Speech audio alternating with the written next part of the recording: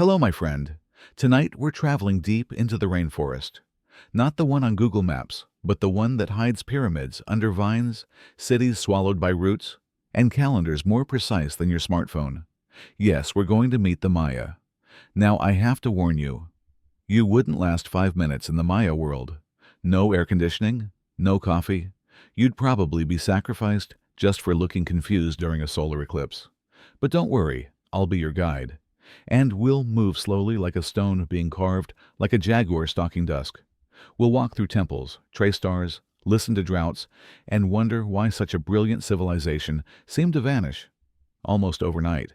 So before you get too cozy, take a moment to like the video and subscribe, but only if you actually enjoy what I do here. And if you're feeling extra generous, drop a sleepy comment below.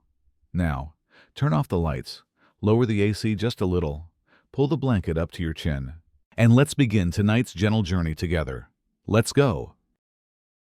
Section 1. The Rise of the Maya. Imagine you're waking up in a land draped in thick emerald jungles, the air warm alive with the sounds of distant birds and rustling leaves. This is the world of the ancient Maya, beginning to take shape around 250 CE in the region we now call southern Mexico, Guatemala, Belize, Honduras, and El Salvador. The Maya weren't just scattered tribes. They were slowly weaving themselves into one of the most fascinating civilizations of the ancient world. You might picture humble villages at first where people farmed maize beans and squashed their everyday bread and butter. Over centuries, these small communities grew connected by trade routes and shared ideas. They began to build towering stone cities with impressive pyramids piercing the sky, plazas filled with markets and temples and ball courts, echoing the cheers of ancient games. It's amazing to think how these people surrounded by dense forests and wild animals managed to thrive. You'd have to be resourceful, patient, and deeply connected to the rhythms of nature, understanding the seasons, the stars, and the land itself. Their rise was slow but deliberate, marked by innovation in farming techniques like raised fields and terracing that tamed the jungle's wildness. But what really sets the Maya apart is their early mastery of writing and astronomy, which we'll explore soon. For now, picture yourself walking through a bustling Maya village, hearing the chatter of traders, the pounding of artisans, shaping stone and clay, and the soft prayers whispered to the gods. As you imagine this awakening of a civilization, keep in mind how fragile it all can be, how even the greatest empires must face the tides of change. Imagine the sun rising gently over the thick canopy of the Maya jungle. The air is still cool, but the day promises warmth and life. You step out from a small thatched hut into a world teeming with vibrant greens and the soft hum of nature. Around you, people begin their daily routines, the scent of fresh maize bread mingling with the earthy aroma of wet soil. In these early days of the Maya civilization, roughly around 250 CE small villages were scattered throughout the lowlands of present-day southern Mexico and northern Central America. Life here was tied closely to the land. Farming was not just a means to survive, it was a sacred act, one that required deep respect for the earth and its cycles. Maize was considered a gift from the gods, and growing it well meant the difference between feast and famine. Over time, these small communities began to grow and connect, weaving a network of trade routes that linked villages to burgeoning cities. Imagine caravans laden with jade obsidian blades, vibrant feathers, and salt winding their way through dense forests and across rivers. These goods were more than mere commodities. They were symbols of power and status tools of diplomacy and spirituality. As the population grew, so did the ambition of the Maya people. They began constructing impressive stone cities that seemed to climb toward the heavens. Picture grand pyramids towering above the treetops, their steps worn smooth by generations of pilgrims. Nearby open plazas echoed with the laughter of children and the solemn chants of priests performing ancient rituals. The Maya ball game, a mix of sports ceremony and politics, was played in massive courts, the bounce of rubber balls punctuating the tense silence. One cannot help but marvel at their ingenuity. Building such cities in the heart of a jungle was no small feat. The Maya engineers carved terraces into hillsides to create farmland, built reservoirs to capture the scarce rainwater, and developed an intricate calendar system to guide planting and harvesting. Yet, even amid this growth, life was fragile. The dense jungle was both a protector and a challenge, a place where disease, predators, and natural disasters lurked. The Maya had to constantly adapt, learning to live in harmony with their environment, balancing reverence with survival. And through it all, a thread of mystery weaves through their story. How did these ancient people come to possess such knowledge? How did they organize their society, their religion, their economy? And what would become of this rising civilization, standing tall in the jungle, reaching for the stars? Tonight, as you listen, allow yourself to drift into this world. Imagine the sounds, the sights, the smells of a time long past but never forgotten. The story of the Maya's rise is not just about stone and soil, it's about human spirit curiosity and the quest for meaning in a vast, wild world. Beyond the cities and fields, the Maya society blossomed into a rich tapestry of culture and tradition. You might find yourself wandering through a bustling market where traders offer exotic goods, like brightly colored feathers, intricately carved jade pendants, and pottery painted with vibrant scenes of daily life and myth. The air is filled with a mix of aromas, freshly ground cacao beans, ready to be made into a rich, bitter drink, spicy peppers drying in the sun, and the faint smoke from cooking fires. At the heart of Maya life stood the family and community with strong bonds that tied individuals to their land and to each other. Imagine the gentle hum of songs sung during the evening stories passed down by elders about the origins of the world, the gods who shaped the stars, and heroes who walked the earth long ago. These stories were not just entertainment, they were lessons, a way to understand existence and your place within it. Education was a privilege for some, especially the children of nobles and priests. These young ones learned to read and write the complex hieroglyphs carved into stone and painted on pottery. The Maya script was one of the most sophisticated writing systems of the ancient world, combining symbols that represented sounds, words, and ideas. Through these glyphs, they recorded their history, science, and mythology, a legacy that still intrigues scholars today. Religion permeated every aspect of life. The Maya believed the universe was a complex web of relationships between gods, humans, and nature. They worshipped many deities, each representing natural forces like rain, sun, corn, and death. Rituals were performed to honor these gods, often involving elaborate ceremonies in grand temples with incense smoke curling upward, drumming rhythms vibrating through stone plazas, and offerings made to ensure balance and prosperity. Kings and priests held great power, seen as intermediaries between the mortal and divine realms. The ruler was often considered semi-divine, responsible for maintaining cosmic order. Imagine a grand ceremony where the king dons magnificent feathered headdresses and jade jewelry, presiding over a ritual that both awes and humbles the crowd. The Maya believed that through such acts, their world would continue in harmony. And yet, beneath this vibrant surface, life was not always peaceful. Archaeological evidence hints at increasing social complexity and competition among city-states rivalries that would one day contribute to their decline. But for now, as you stroll through this ancient world, there is a sense of awe and wonder at human creativity thriving in the depths of the jungle. So close your eyes and picture this, a civilization rising slowly but surely, rooted in nature, steeped in knowledge and ritual, reaching toward the sky with temples and stars. This is the Maya, an ancient world filled with beauty and mystery, inviting you to explore its secrets night by night. Section 2. The Cities in the Jungle. Close your eyes and imagine walking deeper into the jungle. The thick canopy filters the sunlight into a soft green glow. As you move through the tangled vines and towering trees, suddenly the forest opens up before you, revealing stone structures rising out of the greenery like ancient giants waking from a long sleep. These are the cities of the Maya, built with careful precision and purpose between 300 and 900 CE. Unlike the crowded metropolises you know today, these urban centers were intertwined with the jungle itself. Nature and architecture blended seamlessly with temples and palaces covered in vines and plazas, shaded by ancient ceiba trees, trees sacred to the Maya and believed to connect the heavens, earth, and underworld. One of the most famous cities you might visit is Tikal, located in present-day Guatemala. Picture grand pyramids towering over the jungle canopy, their steep steps worn smooth by centuries of pilgrims climbing to offer prayers to the gods.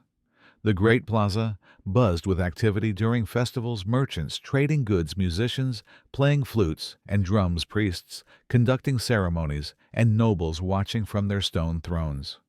Another city, Palenque, hidden in the lush Chiapas region of Mexico, offers a quieter, almost mysterious atmosphere. Here you'd find intricate carvings and inscriptions telling stories of rulers' battles and divine ancestry. Imagine walking through a palace adorned with sculpted reliefs and murals that glow softly under the filtered sunlight.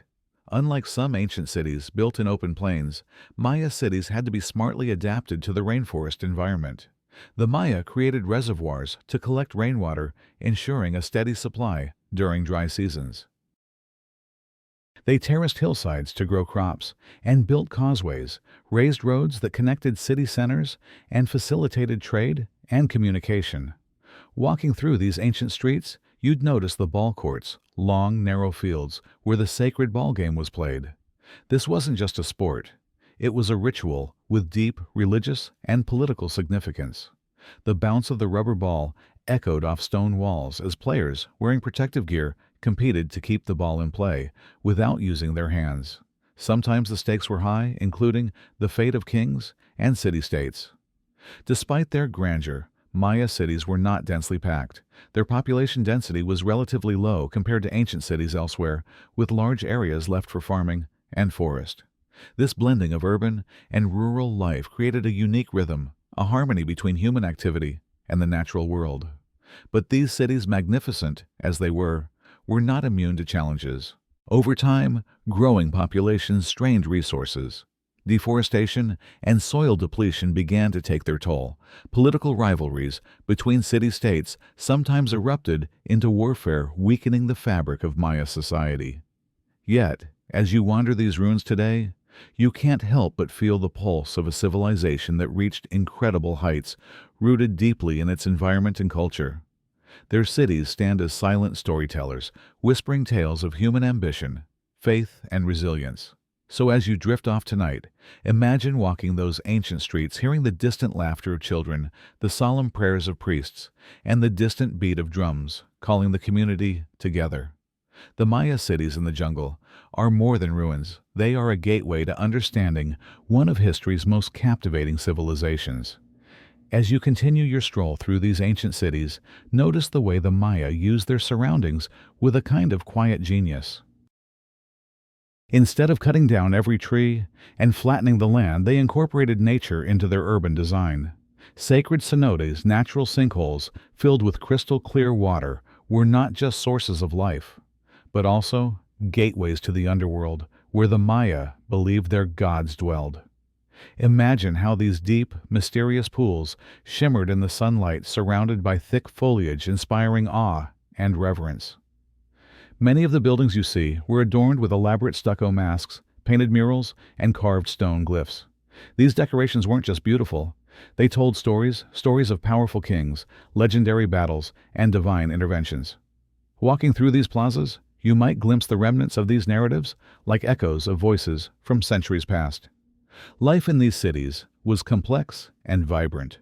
Markets would burst with color and sound as traders sold everything from cacao beans used as currency to finely woven textiles dyed with vibrant blues and reds.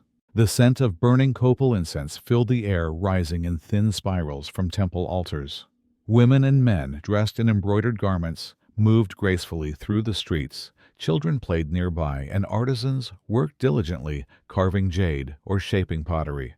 Despite this lively atmosphere, the cities were not isolated fortresses. They were connected by vast networks of roads and causeways that stretched for miles, weaving the Maya world together. These routes allowed for the exchange of goods, ideas, and even marriages between city-states, creating a dynamic and interconnected civilization. But with greatness comes fragility. The Maya depended heavily on their environment's delicate balance. The jungle could be both a protector and a threat. Floods, droughts, and storms tested the resilience of these cities. Archaeological evidence reveals that over time the pressure on natural resources increased. Trees were cut down faster than they could regrow, soil quality declined, and water sources became scarce during dry seasons. You might wonder, as you walk among the silent stones, how these cities once so full of life could fall into ruin. What invisible forces shifted to unravel this intricate world? Was it war, environmental change, or something else entirely? As you gently close your eyes, let your mind wander among these towering pyramids and shaded plazas. Feel the humidity of the jungle air, hear the distant call of a howler monkey, and sense the pulse of a civilization that dared to touch the heavens with stone and spirit. The Maya cities are more than archaeological sites. They are whispers of humanity's eternal dance with nature, power, and mystery. Section 3. Maya. Writing and Glyphs. Imagine yourself sitting quietly in a shaded corner of an ancient Maya city, surrounded by stone monuments and painted ceramics. Before you lies a tablet covered in strange, beautiful symbols, the Maya glyphs. These intricate carvings are not just decorations. They are the keys to a forgotten language, a secret code that holds the stories, science, and soul of the Maya people. Maya writing is one of the most sophisticated writing systems ever created by an ancient civilization. It's a complex combination of logogram symbols representing words and syllabic signs, symbols representing sounds. Each glyph can tell a story or convey a concept, making the script rich and expressive. Imagine how much patience and skill it took to master the script, to carve delicate symbols into stone or paint them on fragile pottery. This writing wasn't for everyday chit-chat. It was a sacred tool reserved mainly for the elite kings, priests, and scribes. They recorded royal lineages, historical events, astronomical calculations, and religious texts. Imagine a scribe working meticulously in a quiet room, carefully painting each glyph on a long folded bark paper book called a codex. Sadly, most of these codices were destroyed over time, but a few have survived, giving us precious glimpses into Maya thought. One of the most fascinating things about Maya glyphs is how they encode time. The Maya developed complex calendar systems, combining the famous long count calendar with the Tzolk'in and Hab cycles. Imagine a calendar carved on stone, tracking not just days and years, but cosmic cycles, believed to influence everything from crop growth to human destiny. By deciphering these glyphs, modern researchers have uncovered stories of mighty kings like Pakal the Great, who ruled Palenque in the 7th century. His tomb, hidden deep beneath a pyramid, was discovered with a carved sarcophagus lid covered in glyphs that tell a story of divine ancestry and the journey to the underworld. Picture the awe of archaeologists uncovering this masterpiece, slowly unlocking secrets that lay buried for centuries. But the writing wasn't only about power and royalty. It was also used to record myths, rituals, and even everyday life. Pottery shards have revealed inscriptions describing everything from ball games to the names of gods and animals. These fragments offer a window into a world where words danced between the sacred and the mundane. As you listen, imagine yourself tracing these glyphs with your fingers, feeling the grooves worn by time, connecting with voices from long ago. The Maya script is a bridge across centuries, inviting you to explore a civilization that valued knowledge, history, and the power of the written word. And as your mind drifts among these symbols, you might wonder how much of their wisdom remains hidden, waiting patiently to be rediscovered. Delving deeper, picture the painstaking process a Maya scribe would undertake to create these inscriptions. Unlike the hurried scribbles we might imagine today, each glyph was carefully crafted with precision and meaning. Scribes used fine brushes made from animal hair to paint vivid glyphs on bark paper codices, ceramics, and even walls inside temples. Others carved these signs into hard limestone monuments with obsidian tools, their sharp edges cutting slowly but deliberately into stone. These glyphs served as a language of power and memory, a way to immortalize the deeds of kings and gods alike. Imagine a royal court where the ruler's story was read aloud from carved stelae, the crowd listening intently as histories unfolded through a language as intricate as the jungle around them. Each glyph carried layers of meaning, sometimes representing sounds, sometimes whole words, and sometimes abstract ideas like the concept of life or death. The rediscovery and decipherment of Maya writing is a fascinating tale of its own. For centuries after the Spanish conquest, the meaning of the glyphs was dismissed as mere decoration or hieroglyphic nonsense. It wasn't until the 20th century that scholars began to crack the code using breakthroughs in linguistics and comparisons to modern Maya languages. Imagine the thrill of piecing together this ancient puzzle letter symbol by symbol, bringing voices long silent back to life.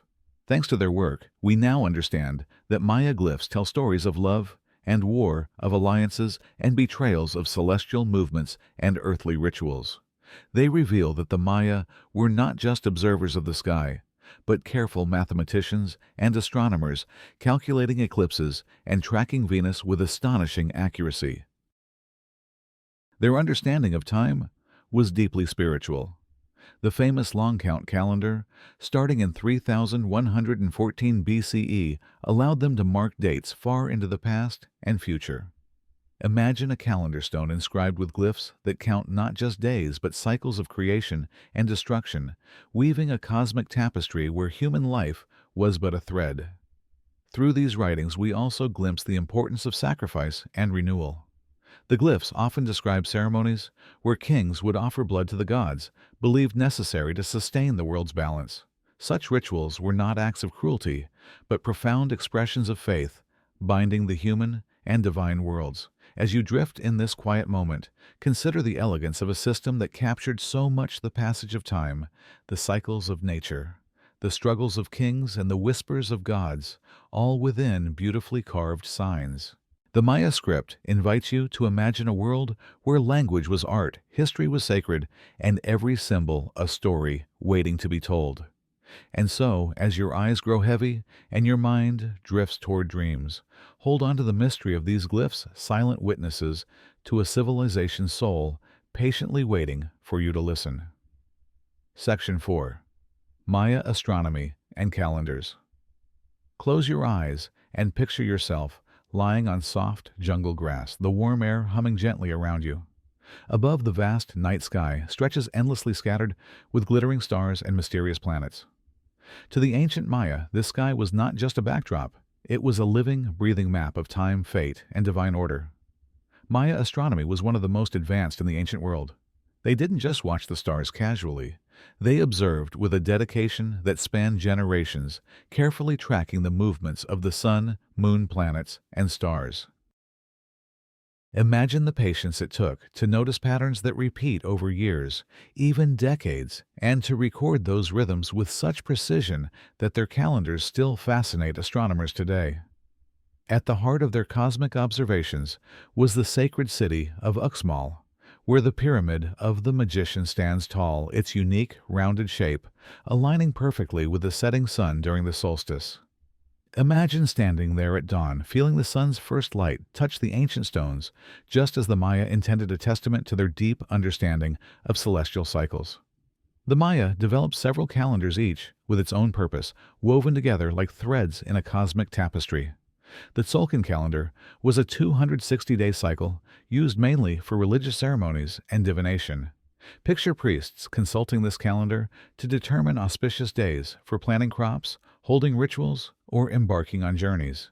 Alongside the Tzolk'in was the Hab calendar, a solar calendar of 365 days, divided into 18 months of 20 days, plus a short 5-day period called Wayeb, considered unlucky and dangerous. Imagine the tension and care with which the Maya navigated these days, avoiding major activities until the cycle reset. Perhaps the most famous is the long count calendar, which counts the days from a mythological starting point in 3114 BCE. This calendar allowed the Maya to record dates far into the past and future. Imagine a carved stone stela marking a ruler's birth, or a great battle with an inscription showing the exact day in this intricate system. What makes Maya astronomy even more remarkable is how closely it tied to their mythology and worldview. The movements of Venus, for instance, were carefully tracked and associated with war and sacrifice. Imagine priests observing the bright morning star, rising, interpreting it as a celestial message that might predict conflict or divine favor. Maya temples themselves were designed as astronomical observatories. The famous Caracol at Chichen Itza has windows and doors aligned to capture the sun's rays during solstices and equinoxes. Imagine standing inside, watching the light shift across stone, as if the building itself was alive and breathing with the cycles of the cosmos. This deep connection between astronomy and daily life created a rhythm that shaped everything from farming to governance, from religion to art.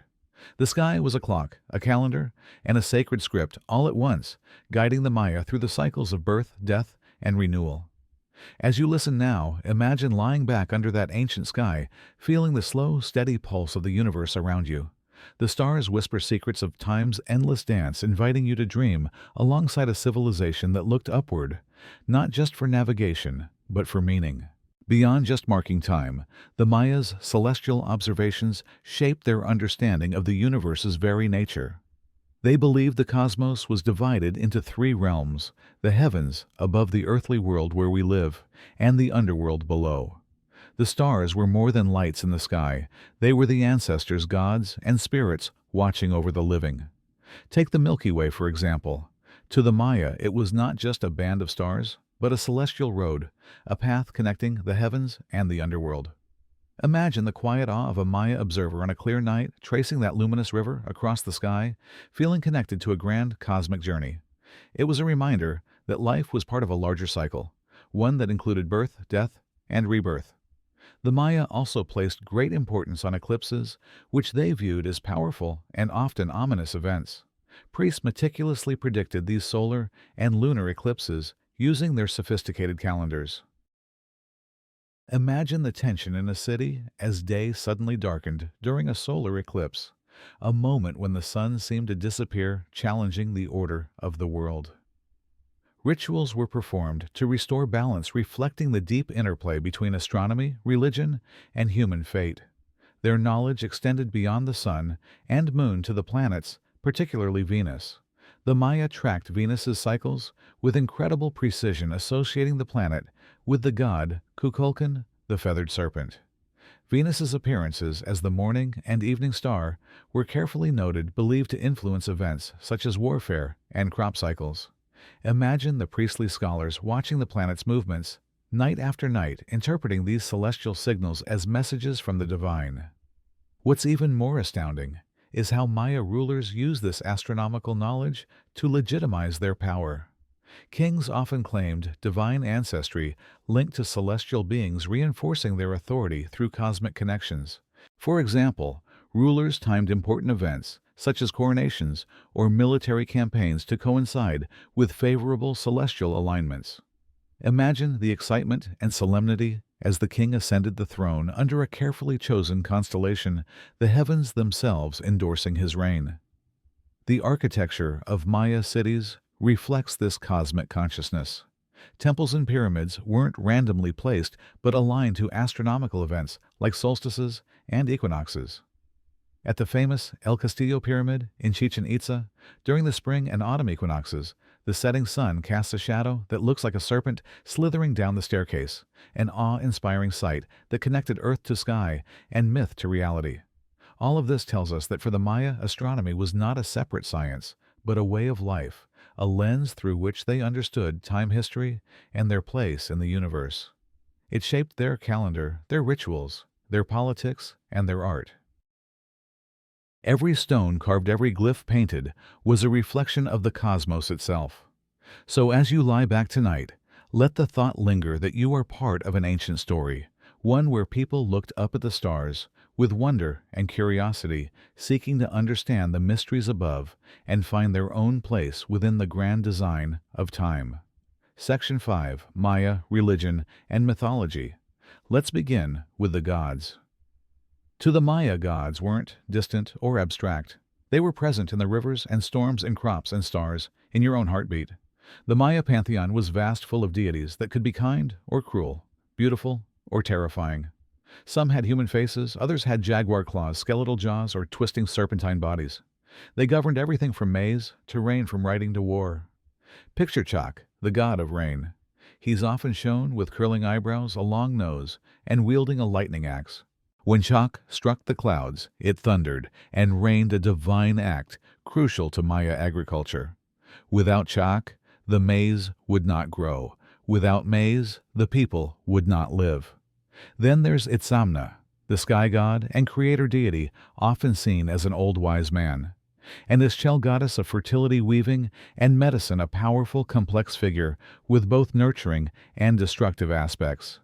Imagine temples where these gods were honored with incense music, blood offerings, and dance sacred performances connecting the human with the divine. But Maya mythology goes even deeper.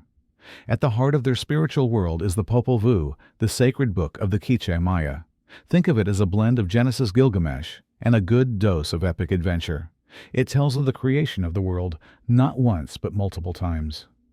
The gods tried different versions of humanity, first from mud, too soft, then from wood, too hollow, and finally, they got it right, people made of maize. Yes, maize corn, the very essence of life for the Maya. In their eyes, you weren't just eating maize, you were made of it. You were literally a child of the earth, created from the same golden grains that fed your village. Imagine the spiritual connection in every meal, not just sustenance, but a sacrament. But the Popol Vuh isn't just about creation. It follows the heroic twin gods Hunahpu and Xbalanque, who journey through Xibalba, the Maya underworld, a dark, dangerous place filled with trickster gods, trials, and deathly traps. The twins outwit the lords of death, rise from the underworld, and become the sun and moon. It's a powerful tale of resilience, rebirth, and cosmic balance. Imagine the stories being told by flickering firelight, a grandparent's voice guiding the next generation into a world of gods and heroes. The line between history and myth blurred, after all Maya kings often claimed descent from these very gods. By honoring myth, they were honoring their own bloodline. The sacred geography of the Maya world mirrored their beliefs. Mountains were seen as the homes of gods, caves as entrances to Xibalba. Certain cenotes, natural sinkholes filled with clear, still water, were considered portals to the underworld. Archaeologists have discovered offerings at the bottom of these sacred wells, jade pottery, and sometimes even human bones. Imagine peering down into one of these cenotes, sunlight filtering through the jungle canopy, above the water below, still and silent, hiding centuries of prayers and sacrifice beneath its surface. Sacrifice, yes, it was an essential part of Maya religion, and while it may seem grim to us, it was a deeply spiritual act for them. Human blood was seen as the ultimate gift to the gods, a life-for-life exchange to maintain cosmic order. But this wasn't indiscriminate violence. Rituals were carefully timed, highly symbolic, and often involved self-sacrifice by kings or nobles who offered their own blood in elaborate ceremonies. Now that might sound intense, but in their worldview, this was the highest form of honor, to give a piece of yourself to keep the world turning. As you drift closer to sleep, imagine the soft echo of a drum in a jungle temple, the flicker of torchlight on stone, and priests chanting in a language older than memory. The gods of the Maya are still with us, carved in stone, whispered in stories, and waiting in the stillness between dreams. Let's not forget how deeply ritual was embedded in everyday life. Religion wasn't just reserved for grand temples or elite priests. It was in the planting of corn, the naming of children, the start of a journey, and even the grinding of maize for the morning meal. Every action, no matter how small, was linked to cycles of nature and the favor of the gods. Each household had its own sacred space, a tiny altar in the corner, a few offerings of food or incense, a small figurine of a household deity or ancestor. Families would gather to honor their ancestors, believing their spirits lingered nearby, watching over them. Imagine lighting a little fire, offering a bowl of tamales, and whispering a quiet prayer to your grandmother who passed away 20 years ago. She's still with you, and your offering helps her spirit flourish in the afterlife. Time itself was sacred. As we saw with the Maya calendar, each day had a unique spiritual meaning. You weren't just born on a random Tuesday. No, you were born under the day sign of Khan, ruled by the sun, destined for warmth and abundance. Or maybe under Akbal, a symbol of darkness and mystery. Imagine your personality, your future, even your relationships shaped by the energies of the cosmos on the day you entered the world. Priests played a crucial role in managing all this spiritual energy.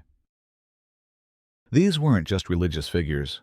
They were astronomers, doctors, historians, poets, and advisors to kings.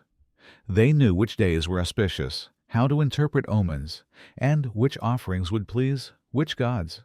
In Maya society, being a priest was both a responsibility and a privilege, a life of training, observation, and sacrifice. And speaking of sacrifice again, while human offerings often capture our modern imagination, much of Maya ritual life revolved around more symbolic gestures, burning incense, offering flowers, spilling a few drops of blood from the tongue or earlobe. The idea wasn't cruelty, it was balance. To receive one must give, to ask one must offer. Imagine a priest kneeling before a fire, slicing his palm, with a sharp stingray spine letting a few drops fall onto burning copal resin smoke swirling upwards like a message to the gods. Their myths reflected this same balance between light and dark, creation and destruction, life and death. The Maya didn't shy away from the darkness. In fact, they embraced it. The underworld, Xibalba, wasn't just a place of fear. It was necessary. The sun passed through it each night. Maize grew from its soil. Even the gods had to descend into darkness to rise again. And that, perhaps, is the most beautiful part of Maya spirituality, its cyclical nature. There is no final end, only transitions. Death isn't a door closing, but a path bending. You leave one life and begin another as a plant, a spirit, a star. The universe spins on endlessly weaving its sacred web.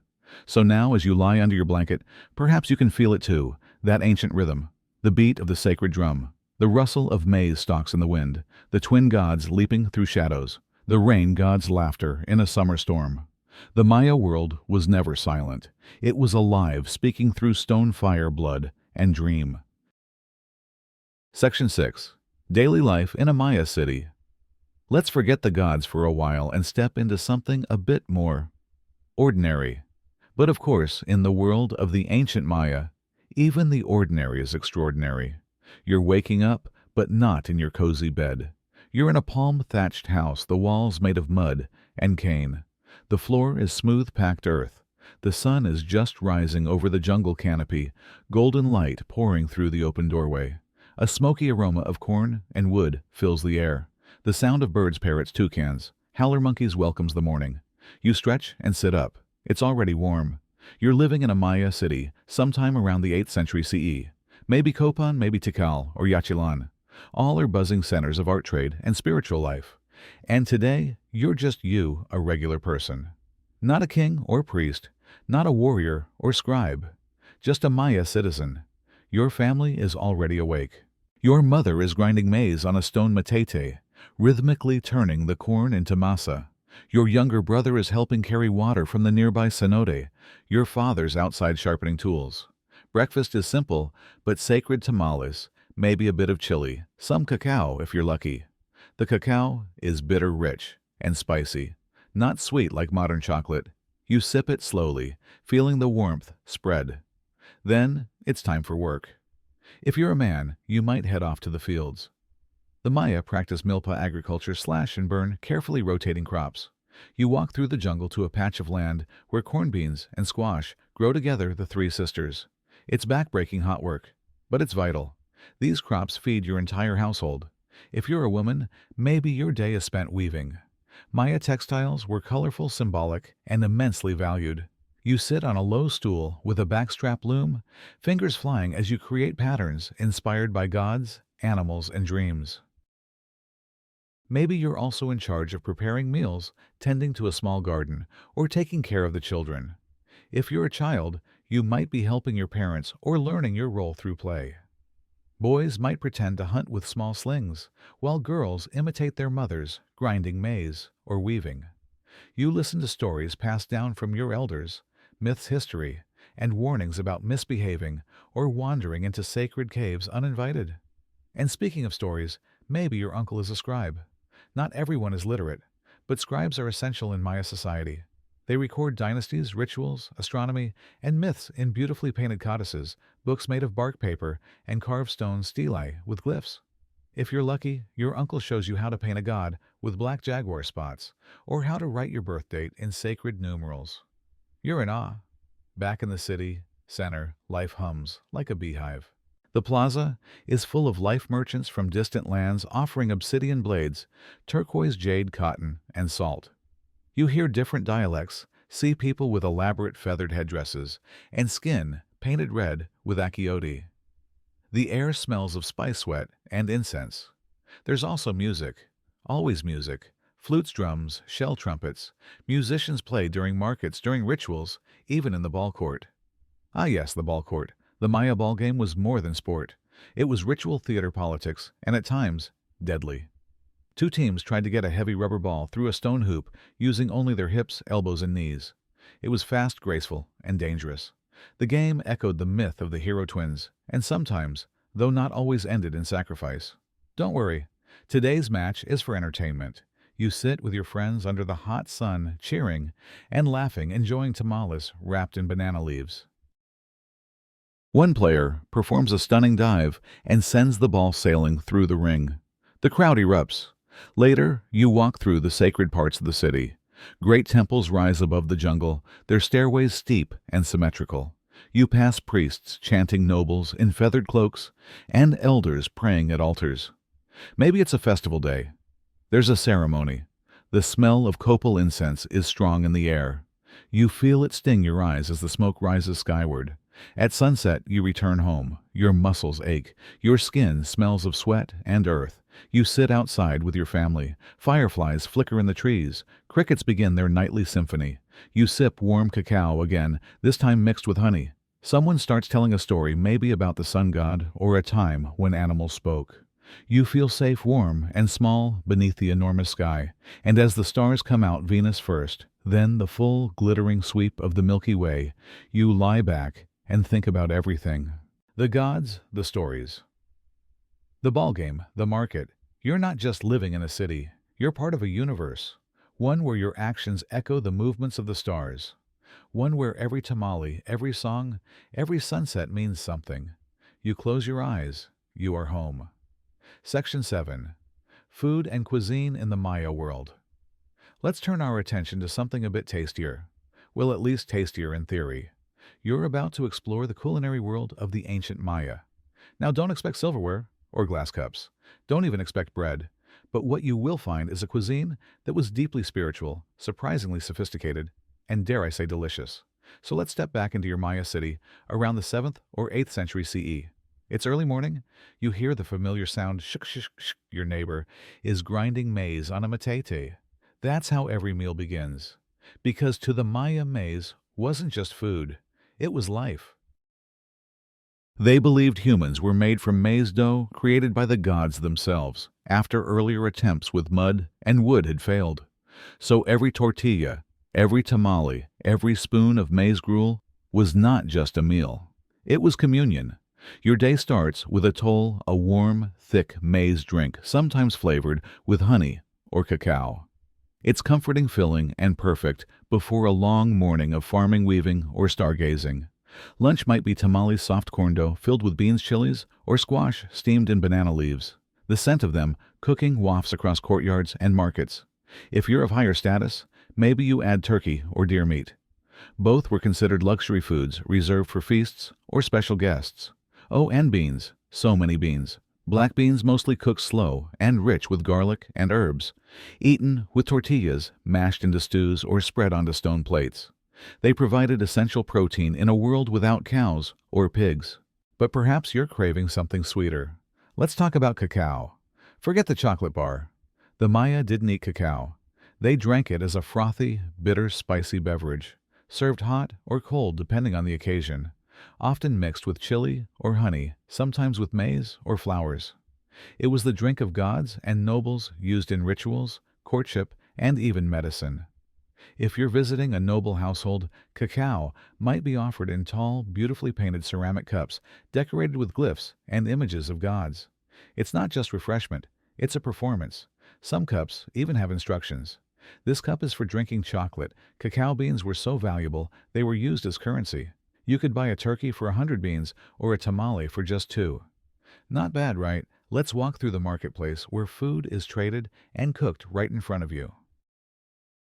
The smells are incredible: grilled fish, roasted armadillo, baked iguana, and yes, occasionally insects like grasshoppers or grubs.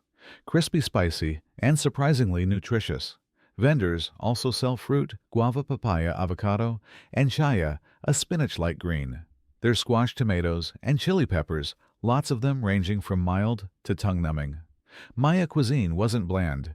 It was complex and fiery. Now let's talk about feasts. Feasting wasn't just about indulgence. It was religious, political, and social. You feasted to honor gods, to mark the solstice, or to celebrate a royal birth. Entire villages might gather in the plaza. Musicians played flutes and drums, while food was handed out in painted bowls. During feasts, turkeys, peccaries, wild pigs, or dogs were sometimes served. Yes, dogs. The Maya raised a special breed called the Itzcuintli, just for eating. They were small, hairless, and considered sacred as well as edible. A delicacy of the day. There were also stews known as cool, made with corn, vegetables, and bone broth. The food was seasoned with herbs like epazote achiote and coriander, wrapped in leaves or cooked in pits underground like an ancient slow cooker. And you didn't eat alone. Food was meant to be shared, offered to gods, to family, to strangers. The first bite might be sprinkled on the ground as a gift to the earth. Even burial sites show food's importance. Many graves include pots of food and cacao cups to nourish the dead in the next world. Because even in the afterlife, you'd need a good tamale. There were food taboos too. Some animals were sacred, like jaguars or owls, and never eaten. Certain days were considered unlucky to harvest.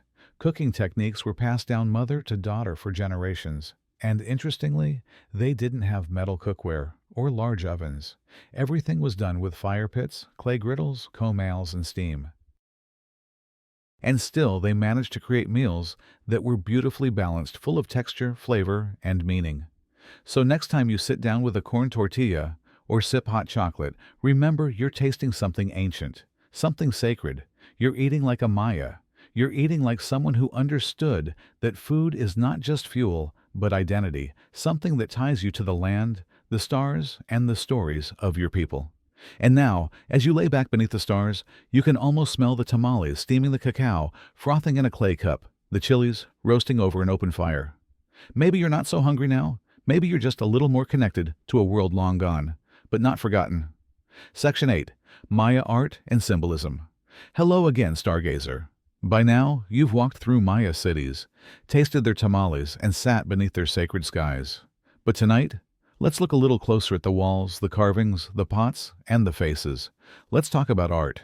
Maya art wasn't just for beauty. It was language, prayer, memory, and even prophecy.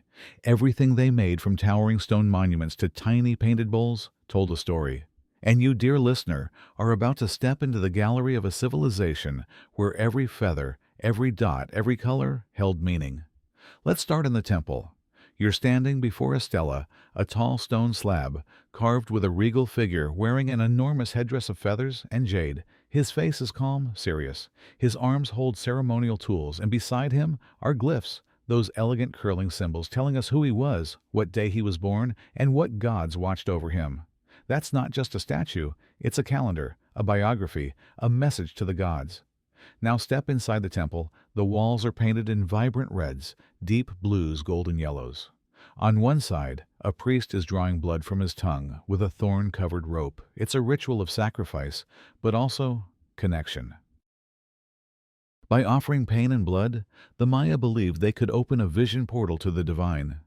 Yes, their art didn't just show what they saw, it showed what they believed, what they dreamed. Let's visit a noble's house now. Not a king, just someone wealthy. Their ceramic cups and plates are covered in glyphs swirling like vines and images of gods with jaguar eyes and serpent mouths. Some show ball players or musicians. Some even depict dwarfs and hunchbacks, considered magical beings able to cross between worlds. You reach for a small vase, smooth and glossy. It shows a scribe painting a codex. Above him, a speech scroll, yes, speech, had a shape, floats from his mouth like a ribbon. It curls into the air and ends in a glyph, the word for truth. Even music had shape in Maya art. Artists painted sound as swirling lines or placed flutes and drums in the hands of figures mid-step. You can almost hear the rhythm as you look. In Bonampak, a Maya city tucked in the jungle, an entire room is painted with a story.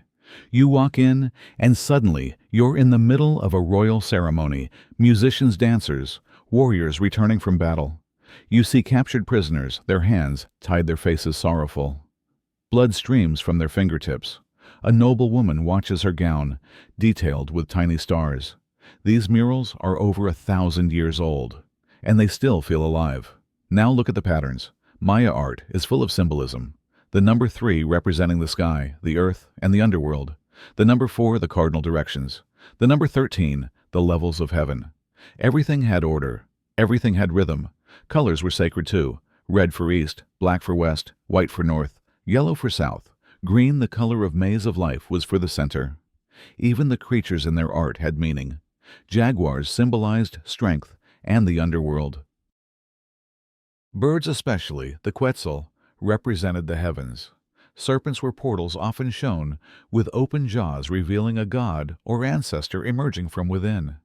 You might notice that many figures wear elaborate masks. These weren't disguises. They were transformations. When a priest wore a jaguar mask, he became a jaguar, not in body, but in spirit. Art in Maya culture was not imitation. It was embodiment. Let's take a moment to talk about their codices. Only a few Maya books survived the fires of conquest, tragic losses of centuries of wisdom. But the ones we have, like the Dresden Codex, are extraordinary. Painted on long bark paper sheets, folded like accordions, they include astronomical charts, rituals, and prophecies. Their art is tiny, delicate, dense with knowledge. One page might show Venus in its phases. Another, a rain god holding lightning like a whip. These books weren't meant to be read by everyone. They were sacred, whispered over, handled by priests with reverence. The Maya also loved miniature sculpture. You find jade pendants carved with god faces, shell ornaments shaped like the moon, obsidian blades etched with tiny glyphs. These were not just accessories. They were protections prayers, pieces of the cosmos worn on the body. And now, maybe you're lying in your hammock after a long day staring up at the beams of your house. You see that someone has carved a glyph into the wood. It says something simple. It is good. That's Maya art too. And so, dear listener, as your eyes begin to close, picture a world painted in stories. Picture a bowl that holds not just food, but memory. A mural that sings. A headdress that tells the time. A city where nothing was plain. Everything was symbolic. Everything mattered. Sleep now in that world, where stars and blood and gods dance together on the walls, where you are both the artist and the art. Let's linger a little longer in this visual world, shall we? You see, Maya art wasn't just something to hang on a wall or place in a temple. It was everywhere, on the steps of pyramids, on the lintels above doorways, on the wooden beams of homes. And it wasn't static. Many artworks were meant to be read like comic strips or musical scores. You didn't just look at them, you followed them. Glyph by glyph, figure by figure. Some pottery even included little jokes. Yes, the Maya had a sense of humor. There are drinking cups labeled the chocolate of so-and-so, like ancient personalized mugs. One bowl even includes the phrase, "This is a very good chocolate cup," which is oddly charming, like someone wanted to brag just a little. Now picture the process. A Maya scribe sits with a deer hair brush painting onto smooth clay with a steady hand. They aren't just doodling. Every curl, every dot must follow sacred rules. Glyphs are painted in blocks often read in pairs, left to right, top to bottom. One small mistake and the meaning could shift entirely. Rain might become fire. King could become death. Their hands are steady. Their breathing slow. It's not just art, it's meditation. In fact, the Maya believed their gods were artists too. The gods painted the sky. They sculpted humans from maize dough. The first act of creation, in some myths, was drawing, giving form to dreams. This idea that art has divine power meant that artists were not mere craftsmen. They were shamans of shape and color. In some inscriptions, the word for artist is the same as the word for seer. They didn't just create, they revealed. And then there's the headdresses. Have you seen them? Towering constructions of feathers. Jade bone and shells so tall, some likely needed assistance just to help the wearer balance. These weren't just costumes. They were symbolic maps of the universe. A ruler might wear a jaguar pelt and a quetzal plume, blending the earth and the sky, ruling both in a single glance. Even hairstyles were part of the canvas. High-status Maya often shaped their skulls in infancy, binding them to elongate the forehead, a sign of nobility and beauty. Some even crossed their eyes intentionally to match the sacred look of certain gods. It might seem strange to us, but to the Maya, the body itself was a living sculpture. And of course, the ball courts. Have you walked past one yet? Long, narrow alleys, flanked by sloped stone walls. But look closely, the walls are carved with scenes of the game and its consequences. One famous panel shows a player being decapitated with serpents flowing from his neck, not blood. A metaphor, perhaps, for a transformation, for rebirth. Because art for the Maya wasn't about decoration. It was about meaning. Every brushstroke, every chisel mark, every bead of jade, it all pointed to the same truth, that the world was made of stories, and that you, even in sleep, are part of them. So now, as your thoughts begin to wander, let yourself drift across the painted floors of temples, beneath walls covered in spirals and stars. Let the colors wrap around you like a soft woven cloth. Let the eyes of stone kings and painted gods watch over you, not with judgment, but with gentle curiosity. You've seen the world as the Maya saw it, not flat, not dull, but filled with shimmering layers, with glyphs and gods, feathers and fire jade and dreams. Close your eyes now and sleep beneath a painted sky. Section 9, Maya Time and Astronomy. Welcome back, sleepy traveler. Tonight, we turn our gaze upward to the stars, the planets, the endless dance of time. You've walked the steps of Maya temples, listened to the sounds of ancient festivals, and followed the brushstrokes of their artists. But now, it's time to lift your eyes and your mind to the sky. Because the Maya didn't just look at the stars. They understood them. Yes, long before telescopes, satellites, and smartwatches, the Maya were charting eclipses, plotting the movement of Venus, and building entire cities in alignment with the heavens. Their obsession with time wasn't just practical, it was sacred. You see, too, the Maya time wasn't a straight line. It was a circle. Or rather, many interlocking cycles spinning together like gears in a cosmic clock. Let's begin with the Tzolk'in, the 260-day calendar. This was the sacred calendar used for rituals, agriculture, naming children, and choosing the right day for everything from planting corn to declaring war. Why 260 days? Good question. No one's entirely sure, but some say it mirrors the human gestation period. Others think it matches the time between key solar events or the interval of the sacred Venus cycles. Perhaps, like all Maya mysteries, the answer lies somewhere in between logic and magic. The Tzolk'in is a cycle of 13 numbers and 20-day names. You might be born on Eta Jah and someone else on Tucan. Each combination has meaning, a personality, a destiny. It's a bit like astrology, but more complex, more poetic. Then there's the Hab, the solar calendar, 365 days, just like ours, divided into 18 months of 20 days, plus a 5-day nameless period, called Wayeb. Those 5 days, they were spooky. People stayed inside. The veil between worlds was thin. Accidents happened, spirits wandered. So if you lived in the Maya world, and someone invited you out during Wayeb, you'd probably politely decline. Now let's put these two calendars together. The Tzolk'in and Hab interlocked, like gears forming a calendar, round a 52-year cycle. It would take 18,980 days for a specific Tzolk'in and Hab date to repeat. If you were lucky enough to live through one full calendar round, it was a big deal, kind of like turning 104 in our world. But wait, there's more. The Maya weren't satisfied with 52-year cycles. They wanted to track everything. So they invented the long count, a linear calendar that could record billions of days. This was how they dated their great monuments. You've probably heard of one famous date, 13. 0.0.0.0 December 21st, 2012. No, they didn't say the world would end. That was a misunderstanding. For the Maya, that date marked the end of a great cycle, 125 years long, and the beginning of a new one. It was a reset, a cosmic breath. Now imagine you're a Maya astronomer. You climb to the top of your temple, maybe in Uxmal or Copan, just as the sun rises. You place your obsidian sighting tool and wait. The sun hits the temple's eastern staircase exactly, just as it does every equinox. You mark the day. The cycle continues. You spend your nights watching the movement of Venus, which the Maya followed more precisely than almost any other ancient civilization. They knew its phases, its risings and settings, even its occasional disappearance behind the sun. Venus was not just a planet. It was a god, a twin of the sun, a bringer of war, a messenger between worlds. Some temples, like the one at Zibil Chaltun, are built so that the sun rises perfectly through a doorway on the spring equinox. It's not an accident, it's design.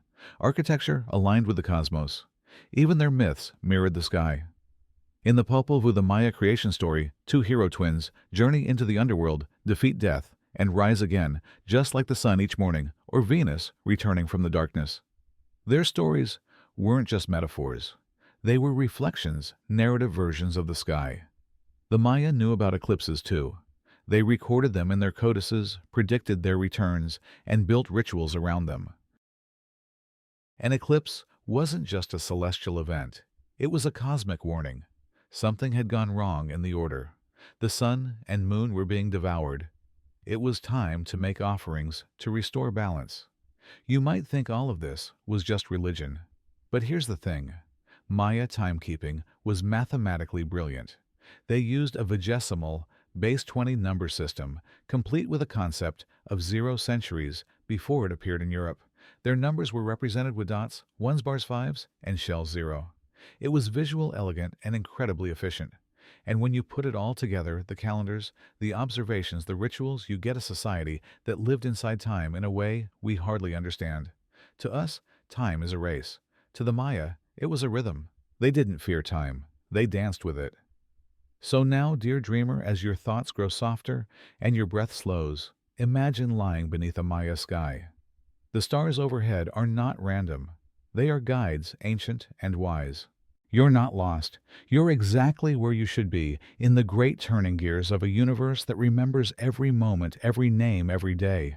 You are part of a cycle, a sacred one. Close your eyes and drift through the stars of the calendar. Section 10, Collapse and Mystery. What happened to the Maya? Welcome back, my dreamy explorer. Tonight, we step into silence. For centuries, the Maya built magnificent cities deep within the jungles, glittering with temples, plazas, and painted walls. They charted the stars, carved sacred glyphs, and passed their stories from one generation to the next. But then, they stopped. Not all at once, not everywhere, but across vast regions, great Maya cities were suddenly abandoned. The jungle crept back in. The carvings cracked in the heat. The temples fell into shadow. And for a long time, no one knew why. Let's rewind a bit, shall we? It's the 8th or 9th century CE, in the classic period of Maya civilization. You live in Tikal or Palenque or Copan, cities of stone and splendor. You've watched kings rise and fall. You've celebrated harvests and eclipses and watched great ball games played by warriors in glittering masks. But beneath all that glory, pressure is building. The first cracks are invisible. The crops begin to struggle. Drought seasons grow longer, the rain shorter. The maize doesn't grow quite as tall, wells dry. At the same time, the population is booming. Cities like Calakmul and Caracol are bursting at the seams, tens of thousands of people all needing food, water, land. There's tension in the air. Rulers respond in the only way they know how, building bigger temples, throwing larger festivals, performing more sacrifices to the gods. You can almost hear the chants echoing in the jungle. If we build it, the gods will answer. But the rain doesn't come, and the drought deepens. Soon, kings begin to fall. Wars break out not over conquest, but over survival. Neighboring cities, once allies, turn on each other. Elite families disappear from the records. Inscriptions grow shorter. Some just stop mid-sentence. By the 10th century, it's eerily quiet in the central lowlands. Cities that once thrived for 500 years are now ghost towns. Only the howler monkeys remain. But here's the twist. The Maya didn't vanish. They moved. To the north, cities like Uxmal and Chichen Itza rise in new splendor. In the highlands of Guatemala, Maya communities adapt, change, and carry on even through Spanish conquest centuries later. Their languages, rituals, and calendars survive to this day. Still, the question lingers, why the sudden collapse in the South? Scholars have suggested many reasons, and it may be that no single cause is enough. Maybe it was environmental collapse, massive deforestation, overfarming, drought cycles, intensified by climate change. Political collapse, endless warfare, unstable leadership, and the breakdown of trade. Spiritual crisis. If the gods weren't answering, maybe the system itself was in doubt. Social revolution, the lower classes long burdened, may have simply walked away. Can you imagine it? You're a farmer outside Copan. You've worked the king's fields, paid your tribute, watched your neighbors vanish. And one day you just stop. You gather your family, you take what you can, and you walk into the hills, away from the temples, into a new life. No rebellion, no fire, just quiet departure. The jungle doesn't mind.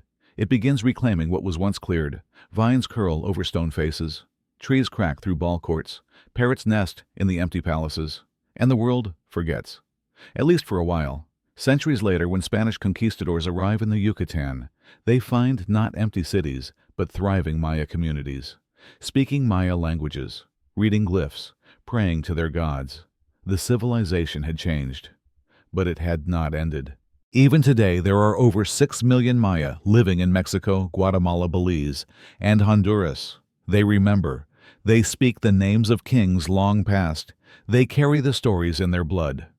So perhaps the real mystery is not that the Maya disappeared, but that we ever thought they did. Now, as you lie in your warm bed, imagine the empty halls of a city like Yaxchilan, moonlight on stone vines growing across a forgotten glyph. Imagine a jungle that remembers every whisper. Imagine that you are not alone, that in your dreams, the Maya are still walking, still watching the stars, still counting the days. Close your eyes and let the silence speak. But the mystery doesn't end with the jungle's silence. In fact, it deepens. Because when archaeologists began uncovering these forgotten cities in the 19th and 20th centuries, they found evidence not just of collapse, but of incredible human effort, frantic building booms right before abandonment, mass graves, hinting at civil unrest, and hastily recarved stelae, suggesting desperate attempts to rewrite fate. It's as if the Maya elites knew what was coming and tried to stop it. Maybe they believed they could pray the drought away. Maybe they hoped a new king, a stronger alliance, a bloodier sacrifice would set the world right again. But time, even sacred Maya time, can turn against its makers. Let's pause here and imagine you're standing in the central plaza of Dos Pilas, one of the great southern cities. It's the late 700 CE. Around you, temples tower like stone mountains. Priests chant in smoky incense. The sky is dark with looming clouds that never quite rain. And then one morning, the people are simply gone. What's left behind? Half-carved monuments, forgotten offerings, broken tools, and a heavy stillness. One of the most haunting discoveries in Maya archaeology is that abandonment wasn't dramatic. There were no grand fires, no mass destruction, no final battle. Just gradual, uneven, and inexplicable disappearance. Some temples were still being built as their cities fell. Some kings were still carving their names as their people walked away. It's like a dream ending halfway through a sentence. And now, centuries later, you, the quiet listener, tucked under blankets in your warm bed, are part of that unfinished sentence. You're the breath after the silence. As the world around you drifts into sleep, remember this: civilizations don't end with explosions. They fade. In whispers and roots, in echoes left behind in the stone. And the Maya, they never truly left. Their descendants are all around us, speaking Yucatec que Iche Quequechi. Their calendars still tick on. Their corn still grows. Their gods still stir in caves and mountains. Their art still dances in color across ancient walls. So the next time someone tells you the Maya vanished, you'll know better. You'll remember that people don't vanish. They change, they adapt, they survive. And, just like the stars, they watched, they always return. So close your eyes now and feel the jungle, breathing slow and steady like the rhythm of time itself. You're safe, and the story will wait for you until morning. Section 11. Maya Medicine and Healing. How do they cure pain? Welcome back. Sleepy traveler, tonight we lie quietly beneath the thick green canopy of the ancient Maya world. Not to watch a battle, not to praise a king, but to get better. Because yes, even in a land of jade masks and crumbling temples, people still got sick. They coughed, they limped, they ached, they bled. And the Maya, like every civilization before and after, had to answer that ancient question, how do you heal pain? Let's start with the basics. The Maya weren't guessing in the dark. They had a surprisingly sophisticated medical system built on observation, tradition, and belief. Their doctors were called Amen healers, who were part herbalist, part priest, and part astronomer. If you had a fever, they didn't just treat your body. They checked the stars, prayed to the gods, and sometimes even blamed a spirit that got a little too curious. Imagine lying on a woven mat in the shade. You've been feeling dizzy for days. The healer arrives not with a stethoscope, but with a bundle of sacred leaves, a clay bowl, and a deep calm in his eyes. He speaks softly, asking when the dizziness began. He looks at the sky. He listens to your breath. And then the treatment begins. Now Maya medicine wasn't separated from religion, like in modern hospitals. It was woven together. Illness wasn't just a physical event, but a spiritual imbalance. Maybe you offended a god. Maybe an ancestor was restless. Maybe your dreams had been pointing to something all along. To fix it, the healer might burn copal incense to carry prayers upward. Use cupping with clay, or gourds to draw out bad winds. Massage you with heated stones, or rub sacred herbs into your skin. Chant for hours, rhythmic, deep, nearly hypnotic, until your breath matches his. But don't be fooled. This wasn't all mysticism. The Maya also understood botany and anatomy far more than we often assume. They used chili peppers as a topical pain reliever, hot and numbing, and tobacco in poultices to clean wounds. Turmeric, cacao, honey, and tree resins were all part of their medical toolkit. One tree, called the kapalchi, was even used to lower fevers, kind of like ancient Tylenol. They had dentistry too. You might be horrified or amazed to know they practiced dental inlays, carving out parts of teeth, and inserting tiny bits of jade turquoise or obsidian. Sometimes decorative, yes, but also they believed it could protect your spirit and impress the gods.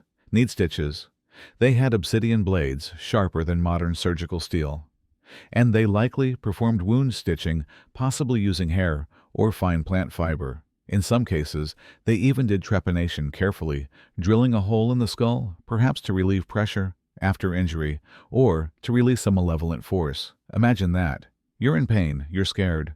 But instead of antiseptic white walls and fluorescent lights, you're surrounded by the low hum of insects, the flicker of torchlight, and the steady presence of your healer. Someone who believes not just in treating your symptoms, but restoring the harmony of your soul. The Maya even had treatments for mental illness, though they wouldn't have used that term. If someone was hearing voices or too sad to leave bed or violently out of control, it was seen as a spiritual crisis. Ritual bathing, herbal steam, and community ceremonies were all used, not punishment, but purification. Now don't get us wrong. Not everything worked. Some treatments were dangerous. Some were based on superstition. And yes, some patients didn't make it. But isn't that true of medicine everywhere, even today? What makes Maya healing so beautiful and sleep-worthy is its gentleness, its quiet attention to the person, not just the disease. You weren't just a case. You were a spirit in need of balance. And balance was everything. If your right and left sides were out of sync, or your body was too hot or too cold, or your spirit had wandered from your body, all of it could make you ill. Healing wasn't just about herbs, but about music, light, and presence. So now picture yourself lying in a cool room carved into stone. The healer lights a candle made of beeswax and tree bark. He mixes herbs in a clay pot. The smell is earthy, sharp, soothing. He hums softly, and slowly your breath begins to match his rhythm. You forget about the ache in your leg. The tightness in your chest fades. You're floating. The jungle outside sighs in the wind. And the gods? Well, they're listening too. Let the healer finish his chant now. Let the herbs do their work. Let the dreams come gently tonight, without pain or fever or fear. You're safe, and tomorrow when you wake, your spirit might just feel a little lighter. Section 12. Sacred Water. Why did the Maya worship cenotes? Welcome back, my friend. Tonight, we're going somewhere cool, dark and quiet. Not a temple, not a battlefield, not even a home. We're going down into water. Still water, deep water, holy water. We're going into the cenote. You might not have heard that word before. Cenote, pronounced se-note. But to the Maya, it was everything. It was sacred, it was feared, it was the mouth of the gods. Let's start simple. A cenote is a natural sinkhole. In the Yucatan Peninsula, the limestone ground is porous, and over thousands of years' rain and underground rivers carved open vast chambers. When the ceiling of one of these caves collapses, it reveals an entrance to an underground lake, cool, blue, bottomless. To you, it might seem like just a beautiful swimming hole. But to the Maya, it was a portal. Let's go back 1,000 years. You're standing near Chichen Itza, a mighty Maya city. The stone pyramids rise high, and the crowds bustle in the hot sun. But not far from the plaza, surrounded by dense green trees, there is a perfect circle of water, wide as a soccer field, still, deep, waiting. The Maya called it Dzonot, meaning sacred well, and they believed it led to Xibalba, the underworld. But Xibalba wasn't just a place of death. It was a place of mystery magic transformation. Gods lived there. Spirits passed through it. And so the cenote became a place to speak with them. It wasn't just belief. It was practice. Archaeologists have explored the sacred cenote of Chichen Itza and found astounding things at the bottom: gold, jade, carved wood, rubber balls, obsidian knives, and bones. Yes, human bones. Sometimes people were sacrificed into the cenote, especially during times of drought. You see, in Maya religion, rain wasn't guaranteed. The god, Chelak, the bringer of rain, lived in caves and beneath water, and cenotes were like windows to his world. So when crops failed or rivers dried, people came to the cenote and prayed. They burned incense, they threw gifts, and sometimes they offered lives. Children, women, warriors, chosen carefully, dressed in fine clothes and feathers, would be led to the edge of the water, and then offered. It sounds dark, and in some ways it is, but it was also filled with awe. This wasn't cruelty, it was necessity. To the Maya, it was a conversation with the divine, and water, more than gold, more than corn, was life. Now, not all cenotes were used for sacrifice. Some were places for healing and ritual bathing. Others were sources of pure, clean water, vital in a region with no rivers. And still others were hidden, known only to a few priests and villagers, whispered about, guarded. Let's imagine you live in a small village deep in the jungle. Your grandmother tells you that the cenote near your home has a spirit in it, an old woman with eyes of light who appears only at dawn. You never go near it without asking permission. You leave a bit of food at its edge. You say thank you. And when you're sick, your mother dips a bowl in its water and places it beside your bed. To us, that might sound like legend. But to the Maya, water was never just water. It was alive. It listened. Even today, local Maya communities still speak of cenotes with reverence. They bathe in them gently. They warn children not to shout near them. They say the gods still live down there, far beneath the limestone, listening through the ripples. Scientists have mapped hundreds of cenotes, many connected by underground rivers. Some are pitch black. Some are filled with glowing blue light. Some have never been fully explored. No one knows how deep they go. And perhaps it's better that way, because in a world of stone pyramids and sunlit cornfields, the cenote is something else, a quiet place, a cool breath, a doorway. So now lie back in your mind. Picture the vines hanging down into a stone ring, light filtering through the leaves. The air smells of wet earth and wildflowers. The only sound is dripping water. You walk closer, you look down. The water is so clear, it seems invisible until it vanishes into darkness. You drop in a small offering, a flower maybe. It floats for a moment, then sinks slowly, into silence. The gods have heard, and you are safe. So let's return for just a moment to that sacred cenote at Chichen Itza. Imagine the scene: priests in feathered robes, the smell of copal incense thick in the air drums, echoing through the jungle. The sun blazes overhead, and the people gather not to swim, but to witness. The ceremony begins with chants, offerings of jade and shells tossed into the still water. Then silence. A hush falls over the crowd as a human offering is led to the edge. There's fear, yes, but also reverence. This is not execution. This is communication. This is the rain god Shashak being called forth from his watery realm. The Maya believed these sacred acts maintained the delicate balance between worlds. To them, what they were doing was not only brave, it was necessary, and remarkably some people survived. Spanish chroniclers, especially Diego de Landa, recorded that on rare occasions individuals thrown into the cenote were pulled back up. These survivors were said to speak of visions, dreams, or messages from the gods. Whether true or not, the idea is haunting a conversation with the divine held in the stillness below the earth. And the cenote wasn't only sacred because of death. It was sacred because it held memory. Imagine the countless objects thrown in clay figurines of gods, ceremonial tools, even precious textiles that somehow survived underwater for centuries. Archaeologists have found items from far beyond the Maya lands suggesting that people made pilgrimages to offer tribute. So in a way, the cenote was a museum, not of kings or battles, but of devotion. Now here's something else to ponder, especially as your eyes begin to grow heavier. In Maya cosmology, the world had three levels: the sky above the earth we walk on, and the watery underworld below. The ceiba tree, often planted near homes and temples, symbolized this idea, the roots going down into the underworld, the branches reaching the heavens. Cenotes, too, were seen as part of this connection.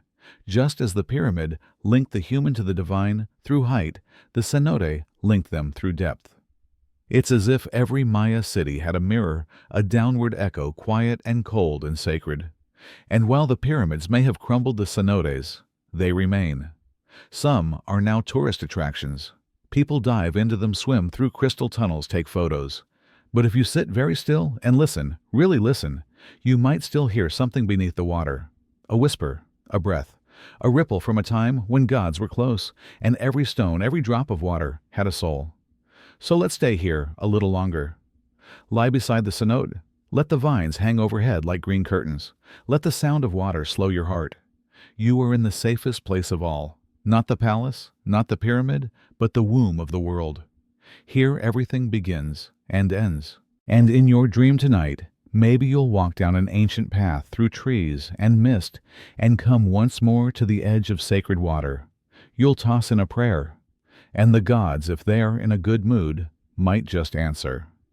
Sleep well, traveler. The water is watching over you now. Section 13.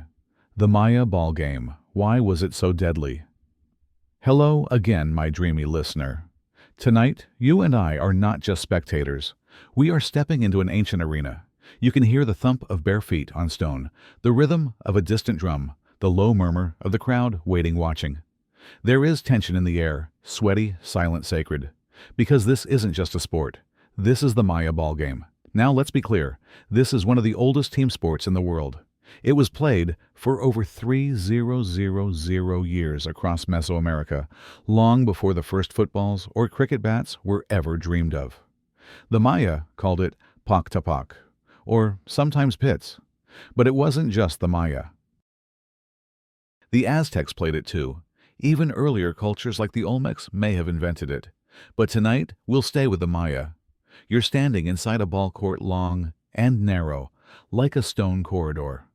On either side are high walls, and, if you look closely, you'll see stone rings mounted way up on those walls. Through those rings, the players must pass a solid rubber ball about the size of a melon, and almost as heavy as a bowling ball. Here's the twist: you can't use your hands or feet. That's right, players could only hit the ball with their hips, elbows, or knees. Imagine that for a second, trying to launch a heavy, bouncing rubber ball through a narrow stone hoop, mounted high up, using only the side of your body. Now, imagine doing that while wearing heavy protective gear. Leather pads, elaborate belts, ornate headdresses, and the crowd is watching your every move. And they're not just cheering. They're watching to see who lives and who dies. Because sometimes this game ended in sacrifice. Not always, not in every town. But in some sacred matches, the outcome had deep religious meaning. And the players weren't just athletes. They were heroes, priests, and sometimes even nobles. Let's pause for a moment. Can you feel the heat of the day on your face? The stone under your sandals? Can you hear the low rhythmic chant of the watchers? The thud of the rubber ball echoing through history? Now let's dive into the meaning. To the Maya, the ball game wasn't just for fun. It wasn't even just a competition. It was a cosmic reenactment. They believed in a powerful myth, the hero twins, Hunahpu and Xbalanque, who played ball in the underworld Xibalba. The Lords of Death didn't like the sound of the game echoing down into their realm. So they summoned the twins, challenged them to a match. And well, things got very complicated. But long story short, the game was a divine battle between life and death. Every match was a performance of this myth, a way to keep the universe in balance. So scoring a point, it wasn't just for pride. It was a way to reenact the survival of life. Now here's a little mystery for you to dream about tonight. Some scholars say it was the winners of the game who were sacrificed. Yes, the winners, because to be offered to the gods was the highest honor. Others say it was the losers who were killed as punishment for failure. Who was right? We may never know. Maybe it changed from city to city, era to era. Maybe it depended on the mood of the priest or the wishes of a king. Either way, stepping onto that court meant placing your life and your afterlife in the hands of the gods. Still with me? Let's wander through one of the most famous courts, the Great Ball Court of Chichen Itza. It's massive, 96 meters long, bigger than a modern football field.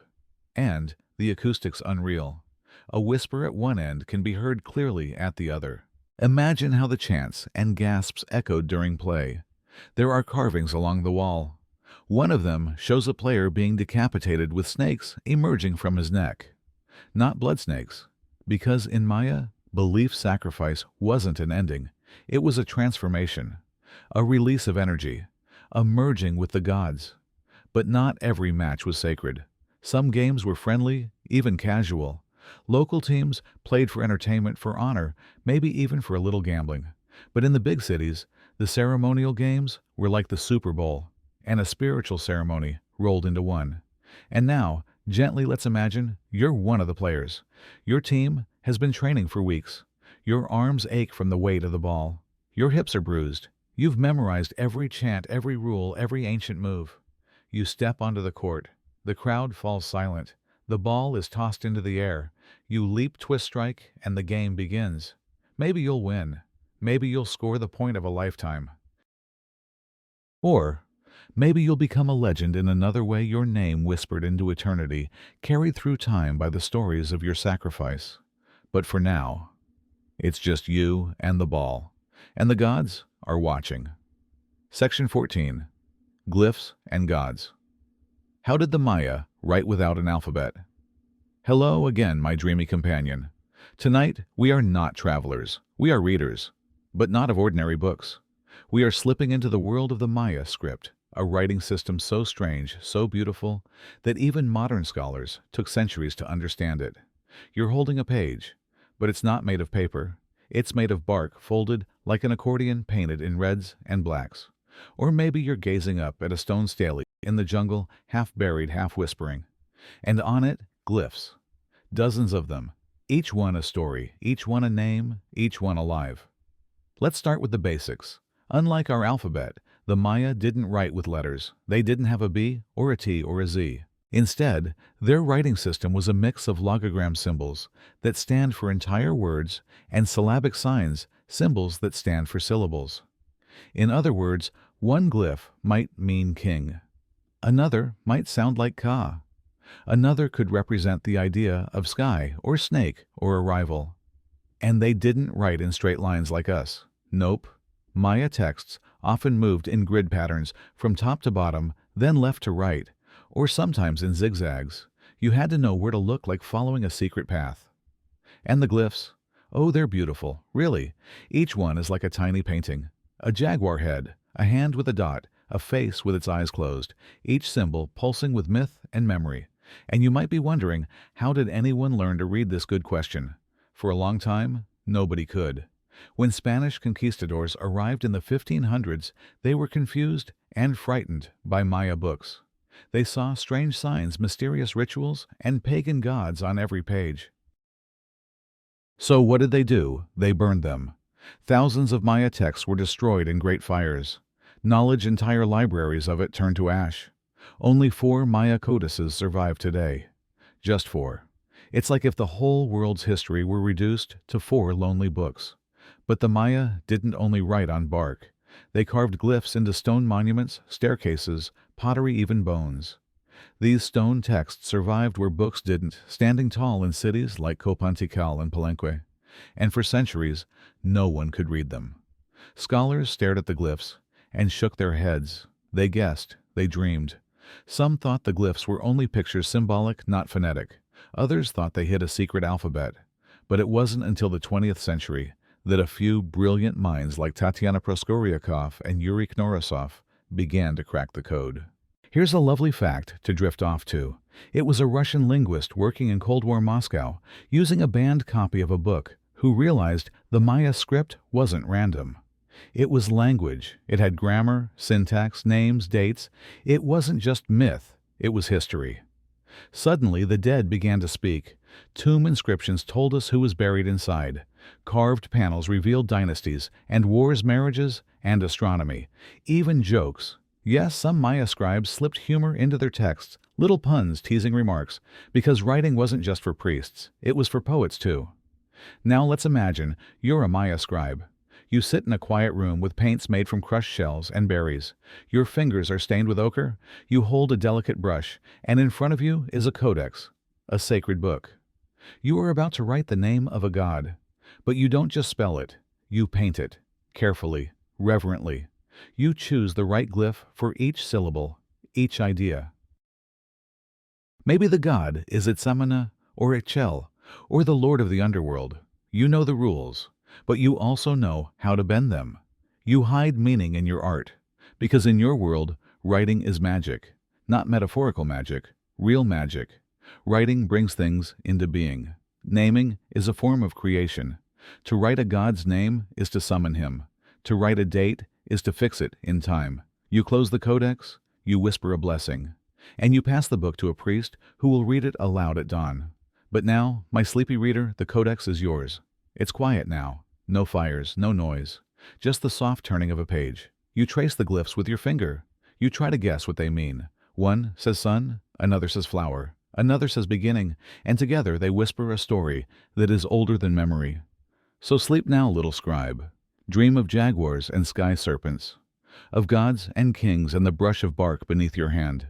When you wake, maybe the glyphs will speak to you. Maybe they already are. But what happened when a king wanted to record his reign? He didn't just hire a historian.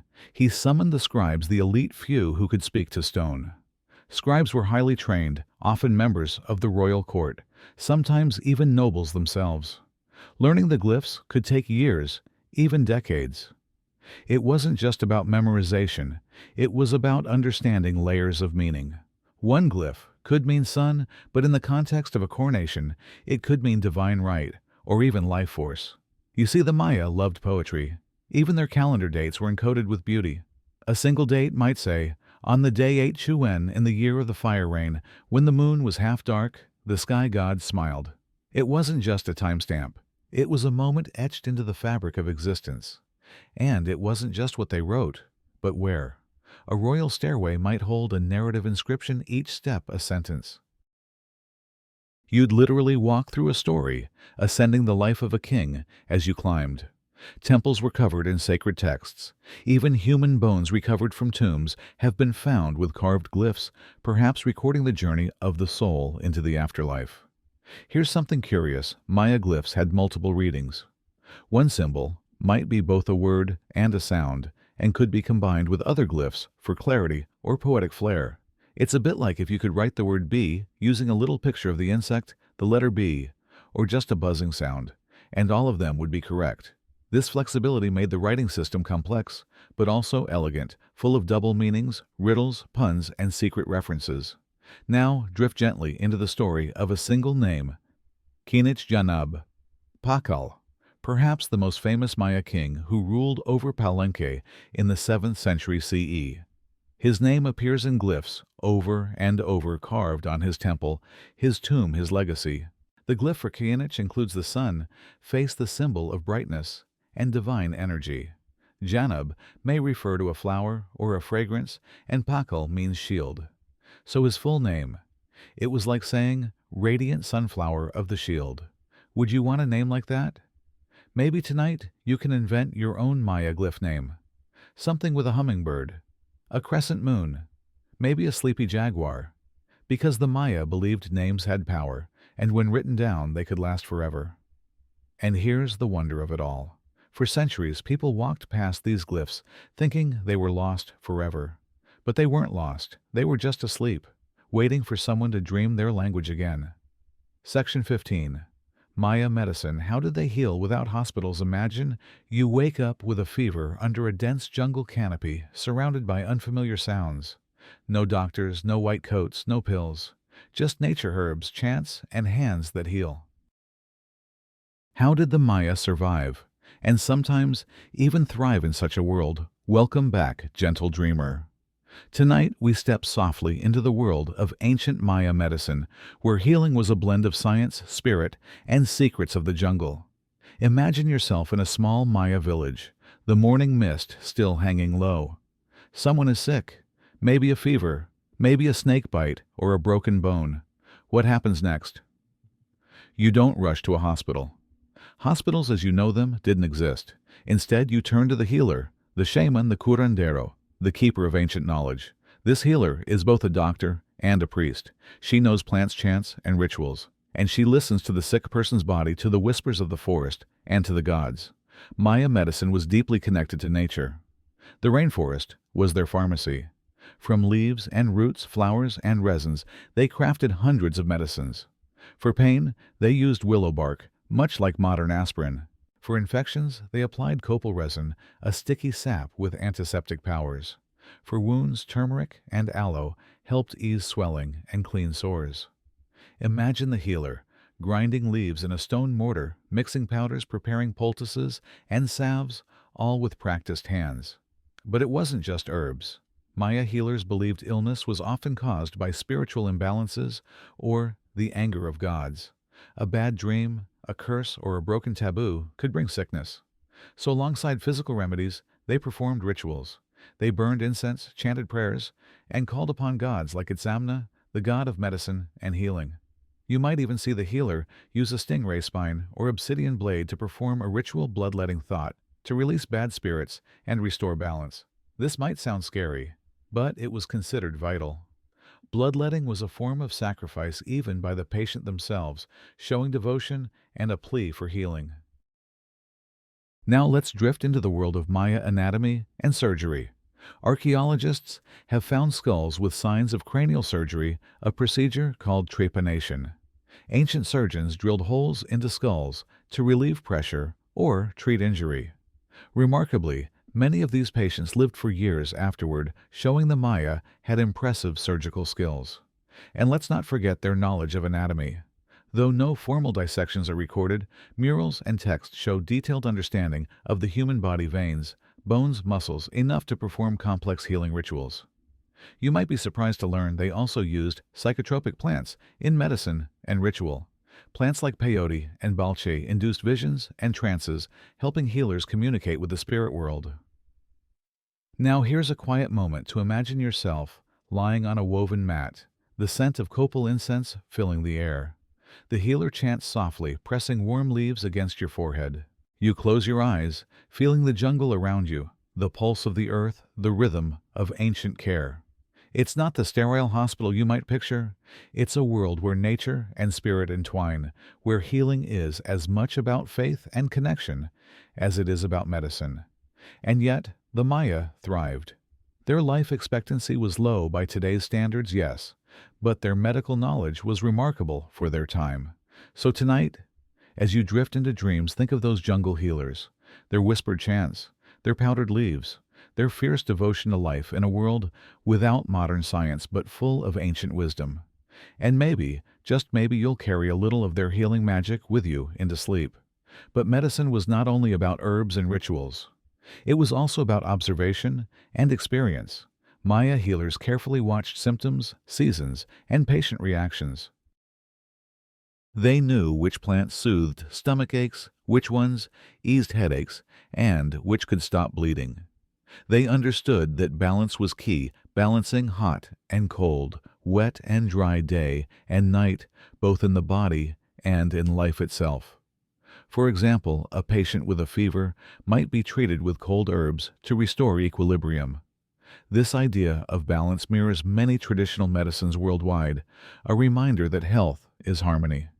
Now imagine the healer preparing a special potion for a pregnant woman. Pregnancy and childbirth were sacred but dangerous times. The healer's knowledge could mean the difference between life and death.